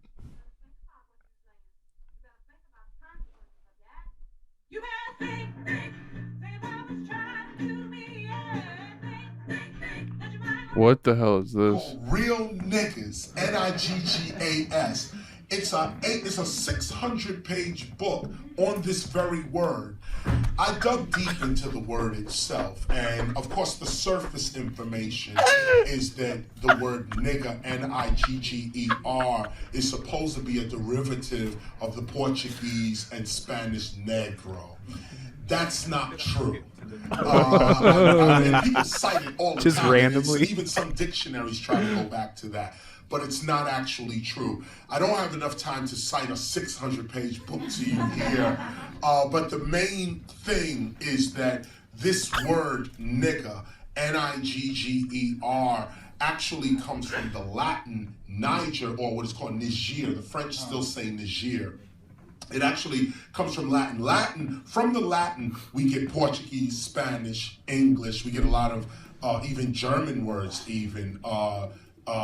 We get Dutch as well. Some Dutch words come there, and Scandinavia as well.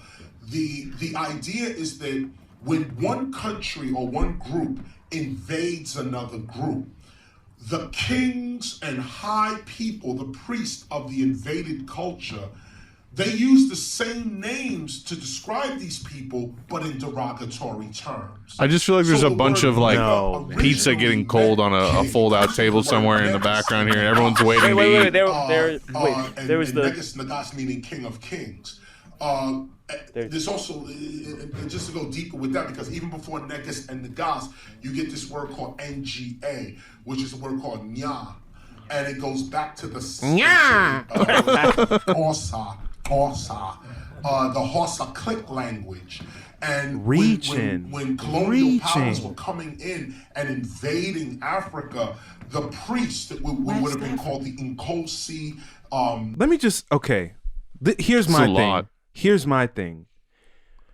You can trace the etymology of a word back as far as you want. It doesn't change the social context that defines a word in various periods and points of time. Yeah. Do you get what I'm saying? So this is my way of saying this dude wrote a 600-page book just to say I want to say nigga. Bro. And not have it be tied to, not have someone go, oh, it's tied to like racial conditioning Right. and dehumanization. He wants to be able to say no.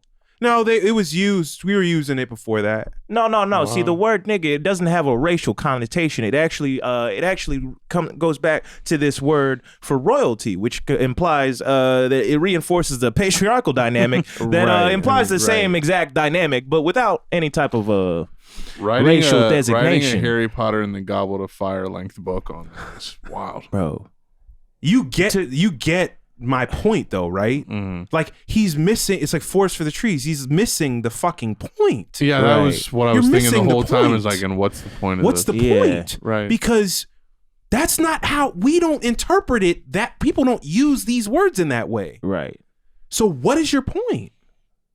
It's very bizarre. It's not exactly the same thing, but I'm thinking of like the swastika means something else kind of thing. It's like, what's the point? What's the point of that? The weird thing too about his rationale, and if I am way off the mark, correct me. If I am somehow missing something here, correct me.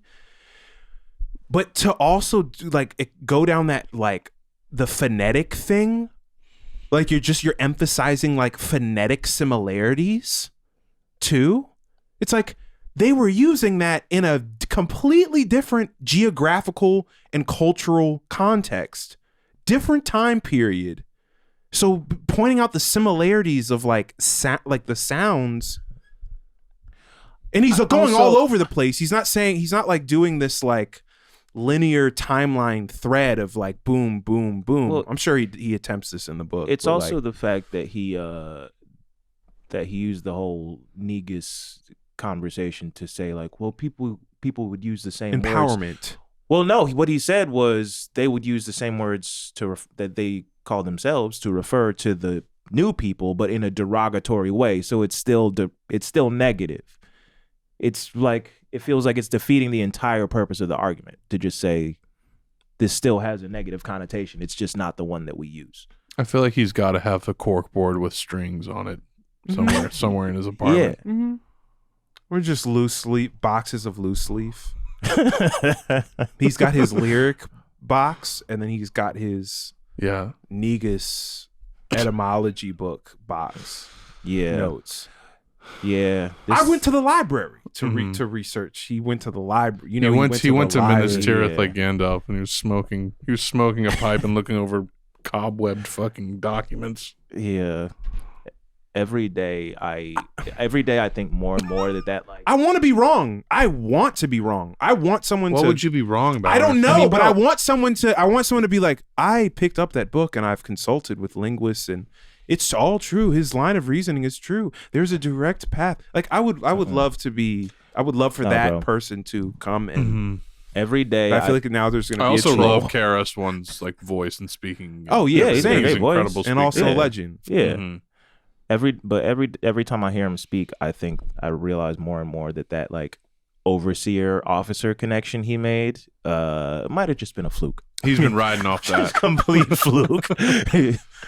Yeah. See, he's also got that dangerous orator vibe though too, like one of those people that they know the power of their voice, so they lean into it to get what they want with groups of people, right? And they're like really good and convincing at that, right? And all he has to do is carry his like hip hop legendary status with him on his back, bring that energy to wherever, and then you're doing speaking engagements and people are like and I'm sure there's like there's black linguists that are just like like watching that like, I feel like that's what the fuck are you talking about? Most motivational speakers like that are just people with such a confident What's his name? voice.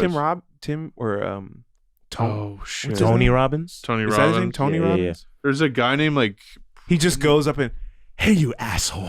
Yeah. You're a piece of shit, you know. Yeah, that? actually, no, you know I love you, right? He just like manipulates them in real time in front of in a room full of dozens, hundreds of people. You got a lot to give. I can fucking feel it. And I know fucking people. And you know I do. That's right. I don't fucking bullshit. I'm trying to find this guy. Huh, I guess knowledge really does reign He's a supreme. motivational speaker. His name's like, I'll find him. His name's like Brendan Urchard or some shit like that. Urge hard. Sounds about right. Yeah, he's urging a lot of people very hard. Is it Brendan Burchard? Burchard. Brandy Burchard.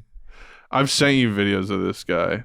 I keep thinking your sweater says gabagool. Might as well, bro. Gabagool. This guy, you've seen this guy. No, he looks like a psychopath. Yeah. Looks like he murdered his family. He does super like this is how you be type A and have a schedule and stay organized and execute. Oh, he looks like the dude from Chrisley Knows Best. Yeah, he's terrifying. You know what I always thought was funny is that KRS-One stands for knowledge reigns supreme over nearly everyone. Why not? Well, everyone? the word knowledge I'm has that in speaking it. on the knowledge of the universe. Knowledge reigns supreme over nearly everyone. I am the exception. I am exempt from knowledge of any kind. Yeah. I distribute the knowledge. I am the sole distributor. Now you might be bound by earthly knowledge, but I, as the distributor of such, am not restricted by such silly means. Yeah, man. Dissing you in my boot. Yeah, man. KRS-One. KRS-2, they ever gonna make it? We in Hollywood are working on it. Trust me, Yeah. we're working on it because we have the KRS-2. It's gonna make the genre boom bap too, and all the Griselda guys are gonna be thrilled about it. KRS-2. This time it's personal. Yeah. Mm-hmm. Ghostface Killah should. I'm sorry, not Ghostface Killah. Who am I thinking of? Westside Gunn. Yeah, he needs to make a Hillary Wears Hermes mixtape series next. The juxtaposition. Yeah. What was his? Because Hitler Wears Hermes is not going to hold up that well. I like him. Boom, boom, boom, boom, boom.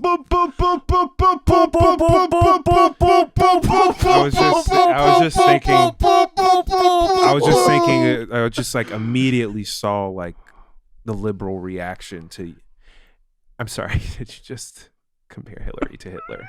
Like I just saw that so clearly. Yeah. Wow. Just admit it. So this is what the commies are about. Okay, makes sense. Okay. I thought. I feel really comfortable. Wasn't socialism Hitler's thing? Interesting. Yeah. That you would National Social. How do you say it? Socialism and fascism. Natalist. Fascism. I don't like that. Masuli? Alfred Masuli. Alfred Masuli. Benito Masuli. Alfred Masuli. Famous James Bond director. I'm Alfred. your principal, Alfred Masuli. And do you think there was like a really great like Italian restaurant named like Mussolini's that had to get shut down at one point? Probably. 100%. Is that a rare surname, I wonder? Probably not in Italy. Probably now. I mean, yeah. I'm going to change it. I mean, Hitler's pretty common, I Yeah. think. Is Hitler a common last name in Germany? That would be a bummer. I guess he's... Hi, I'm Michael Hitler. Nice to meet you. I guess he's Austrian. No, I'm an but I don't know if insurance that's- agent. Yeah, no. Imagine having to be like No relation. Michael Hitler. Nice to meet you. Yeah, Jonathan Hitler. Yeah. My name's Craig Hitler. Craig Hitler. Craig Hitler. You call me Craig Hit for short. Yeah. It's Craig Hitler. Craig Hit. People call me Craigler for short. Craig Hit. I honestly prefer it. Helps me shake some of the baggage off. Yeah. Yeah, it's Craig Hitler. And I'm sure you're wondering, why do I use my middle name? Here's my girlfriend, Ava Braun. Hitler's the middle name. real last name's Ferguson. Actually, I can believe that. Yeah, had to get Craig Hitler Ferguson. Dad was a fash. What can I say? Yeah. Last name was Ferguson. Had to get rid of that after after the protests. Yeah. Craig Hitler Ferguson. Yeah. Craig Hitler Ferguson. Yeah. It's Craig Hitler Ferguson coming to you live from. Yeah. I'm praying that there's not a bad Craig out there waiting to get canceled, or else I'm fucked. Oh, that's funny. It's humorous. Where are we at on time? Oh, why don't you fucking ask your mother? I'm sorry. She's not here, so I would. We're hour 51. Oh wow. Oh what? Time flies when you're talking about Battleship. It sure does. I got a follow-up interview, by the way. Nice. I just got a text from Disco Kina that like, oh, your tickets. I think you got tickets, and you have to. I think I have to buy them I have to buy them within an hour, so I'll be doing that. Tickets soon. to what? Disco Kina. What is that? That's Sam's. The Zero Space shit. Oh. Yeah. Sam Rolfe is I got waitlisted Zero for Space. 2 if you want to get in on it. It's this weekend, right? Yeah. Okay. I was gonna I was gonna buy I'll one be- for Trish, so I don't know. I don't know if she'll be able to Yeah. go or not, but I was gonna buy 2. I'll be gone. I gotta go to Like a for sure thing. Well, or you'll I gotta get go other to shit. I gotta go to Florida for a show. Gotcha. I'm actually I'm gonna leave a little early Wednesday. Florida. What a When state. you get back? Florida. Going underwater. I'm gonna come back Sunday. Got it. For pretty much the day. If you're in Florida, get Actually, out now. no, Saturday. Sorry. Saturday. Escape. Gotcha. Yeah. So should we film our little break glass in case of emergency segment here? Well, Why don't you tell him what's going on, Yedoye? Why don't you tell him? tell them the You news. can share as many details as you want. You can keep as many details private as you want. I cannot give pretty much any details. He's like, in because Israel, you have to do a minimum amount of military service. Yes, as a South Korean citizen, I'd have to do my 2 years of service. I will be serving with BTS for the next 2 years in no, I just may I might have a job in LA. And so I might have to leave for a little bit. He's gonna fucking leave us. Can you believe He that? might have a job. He saw the analytics. I saw the analytics and I thought, what's really gonna carry me long term? You know, what's really LA's big these days. You heard of it? LA? Huh? LA? You familiar? Well, yeah. So You ever heard If of he- Overcast 90% of the year? If he's got the job, it's potentially 5 months. You said, or it would be 5 months. I think it'll be a little more relaxed than that. If I wasn't lied to. So I might just it might just be like 2 months or so. Okay. And I'll still be in and out, you know. Yeah. This may or may not happen, folks. May or may not happen. You might see the next episode, and he'll be sitting right there in that chair. Yeah, it'll or be you really- could see another one, and it could be another person in that chair. Could be me in that chair. You never know. Oh, It'll maybe be you'll a- never see this. It'll be really fucking uncomfortable if I've said all this and I'm still here next week. Or not. We'll You play know, it by ear. Or not. You Well, know, uncomfortable for my bank account. we keep him on the edge of the seats. How about that? Huh? Yeah. A little suspense. Give him a seat. That's fine. Give him some place to sit on. Suspense. You're like, where's the harmony in here? Okay, hold on.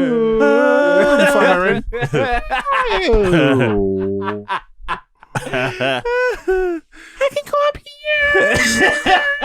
If you get the picture. If you get the picture, double D. You wanna make a movie if you get a picture? Did I talk on here about the kid in my elementary school? That's what I'm doing in LA, by the way. I'm going to make a movie if you get the picture. Did I tell y'all about No. this kid Stefan in elementary school who, when Ed and Eddy came out, he just talked like that Oh my god. like which for one? years. Like Ed. He talked like this. Oh, Like he just started man. talking. Oh man. I pray there is at least one other person who can say, oh, I had a kid like that at my school too. Like that it wasn't just him. Very weird. Oh, man.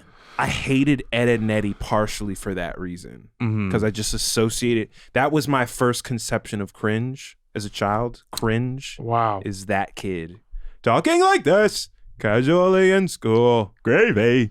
Yeah. And now we have Yeet channeling. Now you get a picture. If you get a picture, I want to eat a jawbreaker. A jawbreaker. Yeah. If you get the picture. Anywho. Yeah. I did want to make a movie. I got the picture.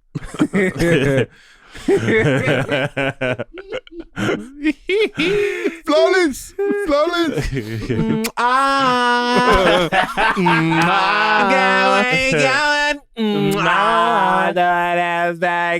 They got like a good 8 minutes left on I know. No. Forever. I will never get sick of that. I don't know. The other dude is problematic. Oh, I don't even want to verbalize it. If you look closely, you'll see why. But the second one, the higher pitched voice, I could listen to that and watch that forever. Well, that's great. I just didn't like you with DJ Khaled. It's true. Like how much you love DJ Khaled. I'm still entertained by DJ Khaled. Well, that's because I mean, that's another level of entertainment. Someone watching is gonna go, that's because y'all are annoying and obnoxious. We just choose. We just choose which obnoxious people. Yeah. Did I ever talk about going to his album release party? Vaguely, I think not it was on here. I don't think on here. Where was it again? It was at Soho House. Yeah. It was either Soho or Ludlow. I don't know. They're on the same fucking block. That Who shit. cares? Who gives a fuck? But my friend's brother is like the membership coordinator there, so he got us in. And it was bougie ass niggas, man. Bougie ass niggas. But we just sat in the same spot the whole time. Didn't move. It wasn't that crazy. It was, but I remember right before he showed up, they gave a 10-minute warning. It was like 10 minutes, everybody. DJ Khaled about to be in the building.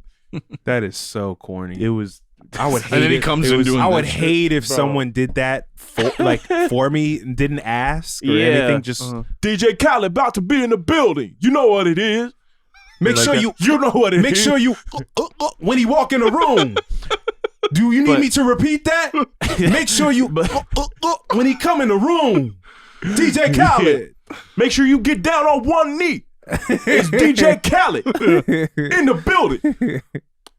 Yeah. But they gave a 10-minute warning, and I remember like 13 minutes later, I looked at my watch. I was like, "Yo, it's been a long ass 10 minutes." And then I looked up. He was just standing there, like it was nothing. He didn't come in like a robe or something. No fanfare, no like pomp and circumstance. He was just standing there in the corner, nobody talking to him. He we made eye contact for like 4 or 5 seconds, and I could tell he was like, you don't want to come talk to me or something. Like he was thinking about when he said nigga. He was thinking about all the times he said nigga. We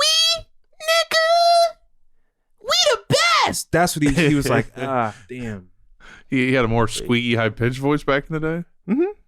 There's real niggas and there's fuck niggas. See, we the best. Yeah, I mean, I'm a nigga. Oh, really? Like a mouse. Like a mouse. Like a little mouse. Like a little mouse. It was higher though. It was high. I'm thinking DJ Khaled. Yeah. DJ Khaled. A DJ Khaled. Wait, which video is it where he's like, who? He's clearly in front of a green screen, and it's like an elaborate green screen. He's like, who? Oh, I don't know. We the best. An annoying piercing synth. What song is that? I'm gonna look this up now. I'm so Like, hood. just like It was maybe that. It was. I mean, that's like yeah, his biggest that was it. pants I think below that my was waist. hood. I wear I my think that was pants it. below my waist. Man, when did I hit? I'm so hood. Hood. That video where T-Pain was like, I had to rap off key perfectly for years, and everyone thought I was just doing that because it was It is bullshit.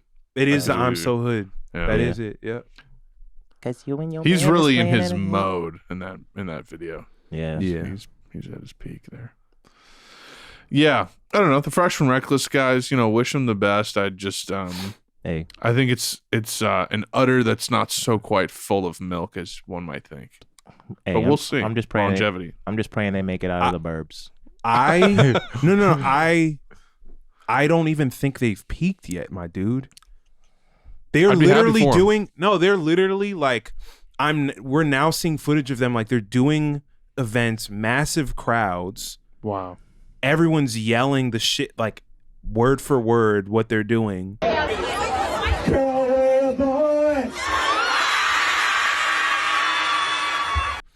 They're doing like effortless TikTok uploads and they're doing numbers like consistently. If you go to the comments, it's lots of people saying, I don't know why I can't stop listening. I can't stop listening to this. I can't stop. This is not getting old. I don't know why. But it is just that. That's what they're writing off of, right? You love it. You love it. I love it? Oh, You love okay. it. You want it. It's your text ringtone. Stop lying. I mean, that could work, but it's literally just that. You know what? It's that, and they just do variations of it, and then they'll do callbacks to a symbol. It feels like these are a couple phrases, and I'm sure whole careers off of it. I'm sure they're planning the next one. Yeah, or the next ones. I think it feels like this may be the same as like the battle rap dynamic, but even at a more lizard brain level. Because I'm like, I watch those videos, and I'm like, there has to be a backstory. Mm-hmm. Where's the rest of it? Right. I remember at one point I like went down a rabbit hole. I was like, what is this? Mm-hmm. And I just never found anything. It is a representation of our times. Form with no content. Aesthetics without grounding. A pure simulacrum. I was thinking about that today, about how No Country for Old Men and Children of Men inspired The Last of Us. And then The Last of Us is now being made into this TV show that's taking visual cues from Children of Men. Yeah. And it's just like, that's the simulation. That's the copy of a copy. Notice how he asks a question that's never answered. Girl, where you going? Never answered. Never answered. That is a representation of the Zoomer generation. They have no answers. All they have is They only have as a response. They have only answers to questions that are never asked. Now, throw that ass back here. Bring that ass back here. Making commands and demands like that. Problematic, to say the least. Throw it back. Throw it forward. Let's make progress. You don't have the answers, but you want to tell me what to do? You don't know where I'm going, but you want my ass thrown back. I'm just the observer. I'm just the observer. And I never danced. Girl, where you going? You love it. You love it. You love it. You love it. God did. God did. They didn't believe in us. God did. God did. It's called classic. No, It's I called can classic. admit for myself that all these characters tickle the obnoxious like 13-year-old like part of my brain 110%. It just, and it's like it's a itch that could never be fully scratched. Yeah, I can fully admit that. That's There's something the same cathartic. thing with Big Body G. Yeah. It's cathartic. It's literally like when you it's like stimming, like you're literally like they are definitely Fresh and Reckless are stimming 100 and they're making money off of their stems basically. That's one thing I truly think I do is stim, because I walk around the house and make noises to myself, and my girlfriend. A lot of people do. What are you?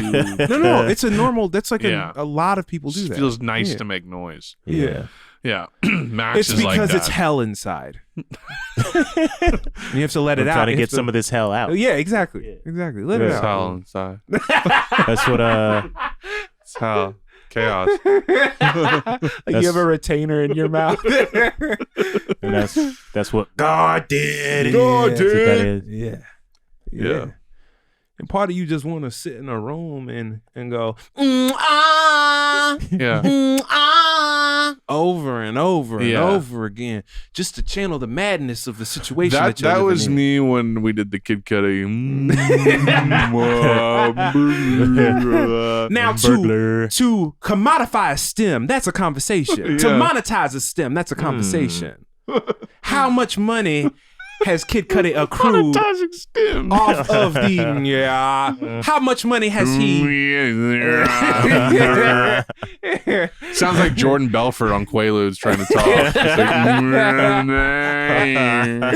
I'm surprised he hasn't bragged like made $1 million off STEM. Made $1 million from stimming. Bought my mama house from stimming. Sounding like the THX syndrome music. I like to recreate the THX syndrome.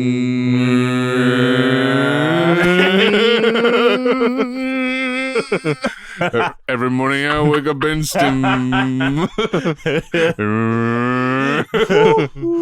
then call me Stimmy Turner. Stimmy Turner. Stimmy Turner. Talking about his He be looking for a bird. Timothy Chalamet. Remember Designer doing the Timmy Turner? Oh my God. And people were like, like it was a seance, like it was a fucking like spiritual, and then just utterly disappeared. Utterly. Number one song in Designer with second hand. Yeah. Oh! He got thrifted.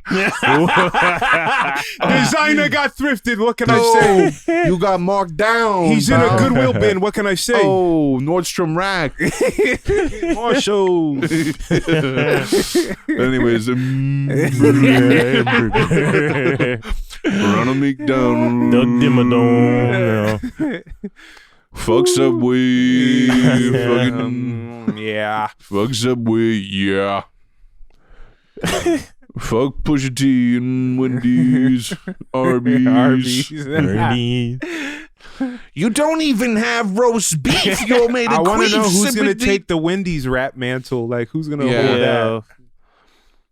That's Pusha Logic. T, isn't it? No, that's Pusha. Didn't Pusha T do the Wendy's rap?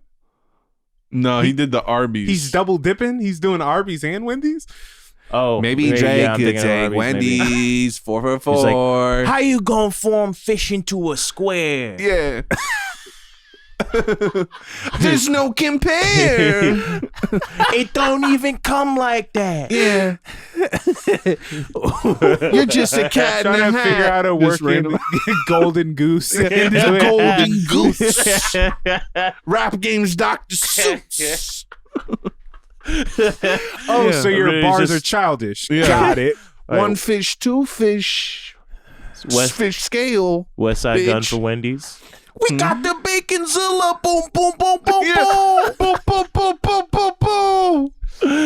Jimmy John's. They put, what the fuck is that?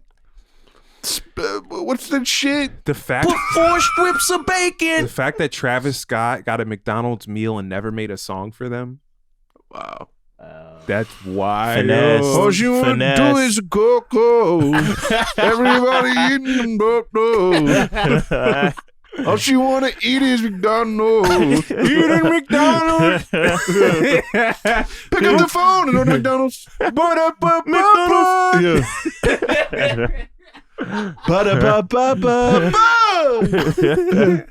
It's lit. That's crazy that wasn't even a Never part of the crossed their mind. negotiation. They didn't Never say, crossed their yo, mind. like, you got to do this for us. Like, give us a beat at least, like something. Yeah. He offered, and they were like, "No, we're good." He's like, no, No, make just- the Cactus Jack meal. Yeah. It's a McDouble. It's a quarter pounder with a bacon slice on it. You should put, okay, like, what if Is it really? Yeah. Is it? That's all it was. It's like- He's like, and of course, dip it in barbecue sauce. Cactus from Jack. Texas. You gotta put a cactus in it. Yeah. With the spikes. With the spikes on. With the spikes. Yeah. Gotta eat with the spikes on. You gotta eat a McDouble with cacti in it.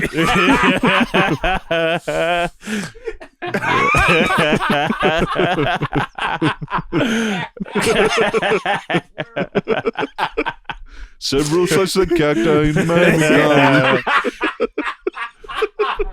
I got Travis cacti in my burger. Cactus kangaroo in the shit. 2 cactus patties in the burger. That video of him performing at One Oak in Tokyo. Oh yeah, the crowd's just standing there. The crowd's just documenting it. Oh my god! Oh my god! Who, Cuddy? And he's doing his shitty modern thing where it's like, Frippides, got the bees, I got bees, you got peas, I got roaches and fleas and. Oh man. He's just in a classic just guy outfit, just wearing a bomber and some black jeans. Yeah. God, I cannot imagine how boring he must be to hang out with. Well, did you see that clip of him and Selena Gomez? No. Yeah, and then like there's one story about everyone dying, like they all died. She's like, what? She's like, what the fuck? They're on Instagram Live. She wanted to say, I don't want to talk about this, but what came out of her mouth was like, what? Right? No. She's like, no, I haven't heard about that. Nobody's ever died. What? You remember that lady that went live on Facebook? She got pulled over by the police and they shot her husband? Yeah. Okay. And she had the whole thing on FaceTime Live. No. Yeah, it was gnarly. Okay, well It was that's... like 3 years ago. I don't like that. Yeah, it was crazy. No, Scott. No, Mr. McCudi. No, but Scott. No, but it's a really good story, and like it's crucial. You have to know that they were alive at some point, and then they were not, and then their souls and then they stopped. They don't like to eat McDonald's at night. They were. They were alive, and then they went to heaven. How does he not know how to do throat singing yet after all of this time? Yeah. How has he not opened It's up too an album with Yeah, Tibetan throat sings too hard. And then he like goes into his natural I actually created a new form of throat singing. You should be doing like you should be doing like that overtone singing by now. You know? Right. Yeah, you should be fucking Brian Wilson by now, just like crazy harmonies. Right.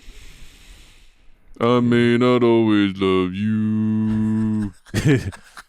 People are gonna be like, "This is the most brain dead jaded form." And I love it. I love it. I love it. I love it. Some days that's all you got left is some brain dead. I'm on my last one. My last brain. I'm just dead. I'm just jaded. I'm just dead inside. Dead inside. The fucking memes about playing like Destroy Lonely and wearing all black and going to a party and intentionally being mysterious. And then people just, oh God, there's just this meme going around. It's the Opium fans, like the Playboy Cardi label Opium has a bunch of these artists that I listen to. The Opium fans are so funny because they like have this awareness that they're lame and like and like Cardi has that song where he goes, I got me some thoughts. They thought I was gay. Like, so they're like, there's like an awareness to their fans. Like there's ones that just always make jokes about how people think they're gay, but they're just wearing like Rick Owens. But there's all these memes that are really funny about going to a party and like wearing a bunch of Rick Owens and no one even notices you or talking. Oh yeah, I've seen this. Yeah, I've seen this. Yeah. That's kind of my vibe I've been on. It's funny. They thought I was gay. It's such they thought I was gay. Such a fun genre. Him and Young Thug are the just reigning champions. The thing is, again, all roots in Andre. Any rapper, usually any trap rapper that is expressing a feminine side usually are people that I would never cross. I would never dare to cross. That's all I'll say about that. What did Young Thug say? I always knew I wasn't gonna be gay. I always knew I wasn't gonna be gay. Wasn't gonna be gay. Yeah. What a strange thing to say. Yeah. What a strange thing. Right. He also From, said, like, from how young were you saying that? He also said at one point he doesn't really like sex, which sounds like something that someone who's had all the sex is gonna say. That's what Yachty apparently said too. He's like, I don't really like sex anymore because I've had so much of it.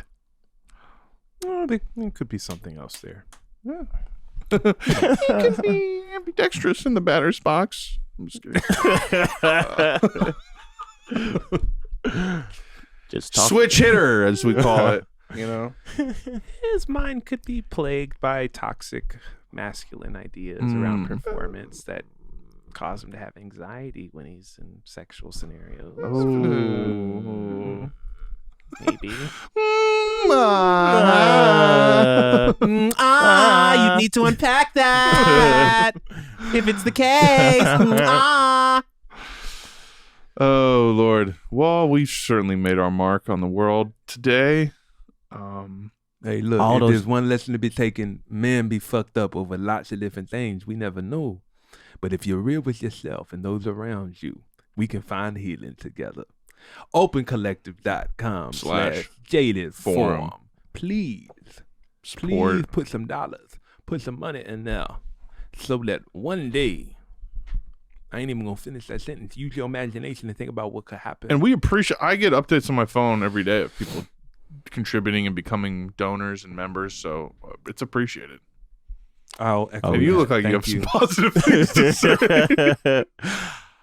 Yeah, I just appreciate all your support, you know, just helping us out with what we're doing and what we got going on, just because, you know, everybody in the entertainment industry got a price, and that price is in the butt. That's when they claim you, man. They try to claim you. Yeah.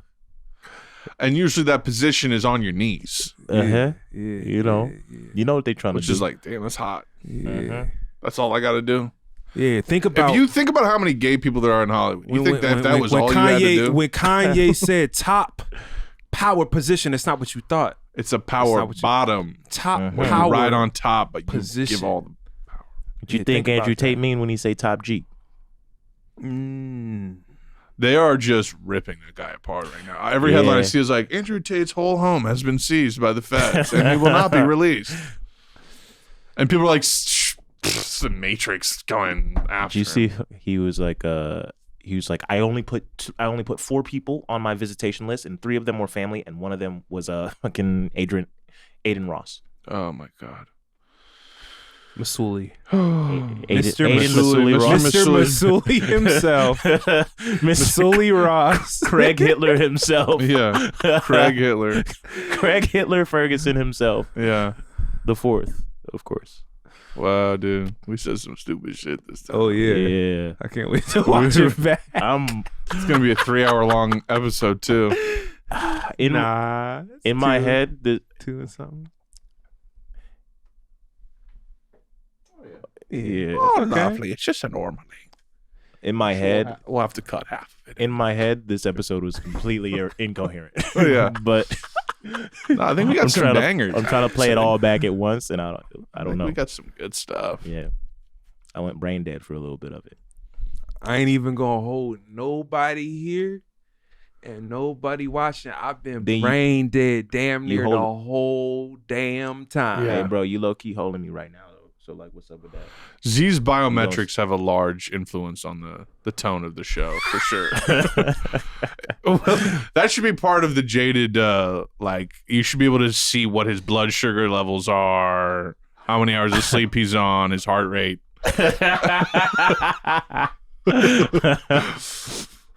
like his statistics, his physical statistics.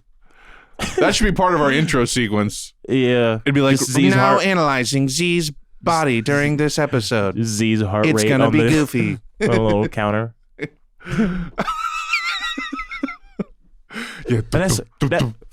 And now that's where diabolical materialism really comes in. Yeah. And Damn. Hey. You look like Batman. Damn, he looks like Batman. Somebody up ahead of clap. Something in my ass. Oh no. Don't do that, man. Come on. I just saw a meme. It was like when your favorite song hits TikTok or whatever. Yeah. Something Brutal. in the way. Yeah. Batman. Joker, I'm gonna catch you. Yeah. Really? Yeah. Yeah. It's been. Wait, I found one of the episodes. I was trying to find it, and it was a Bush song. Yeah to yeah. Yeah. Nirvana's connection to the Scrum diddle diddle. Yeah. Adlib. I was gonna say that. Yeah. I don't want to come back down from this round. That song. Wait, which one?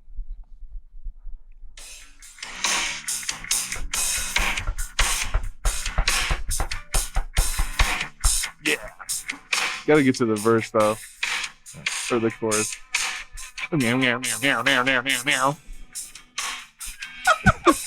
This is what white people fuck to right here. Yeah, baby. You like that? Yeah. I like your whale tail. Just on whale tail. I love your lower back tattoo. Oh my god. And your skinny jeans. Ew. Your bell bottom jeans. Yeah, Low ride. Your faded back tattoo. Dude, just a goddamn acid wash instrumental? low riders. This is taking forever. Oh my god. I'm sorry. I thought it would get. You to really the thought point. this was I'm too used to Yeet, where he starts the chorus at the first in second. parentheses for the title of this episode, it should say slightly burnt. This feels like when they All right. Oh man. Oh, don't. That feels that's great stuff. that feels From this cloud, I don't want to come back down from this cloud. that feels like when a DJ I want to come down from that club, man. I'm too hot out there. It feels like when It's raining up here, when too. a DJ at a comedy show asks you for an intro song and then they just play it from zero. Right. Type shit. And it'll be like, do, do, do, do, do, do. It's just the beginning of Stairway to Heaven. It's all just fade in. Just Dun, dun, dun, dun, Who was dun, that? dun, Who was that dun, song dun. by? That was by Bush. Oh, that was Bush. Okay. My bush. Lick my bush. All right.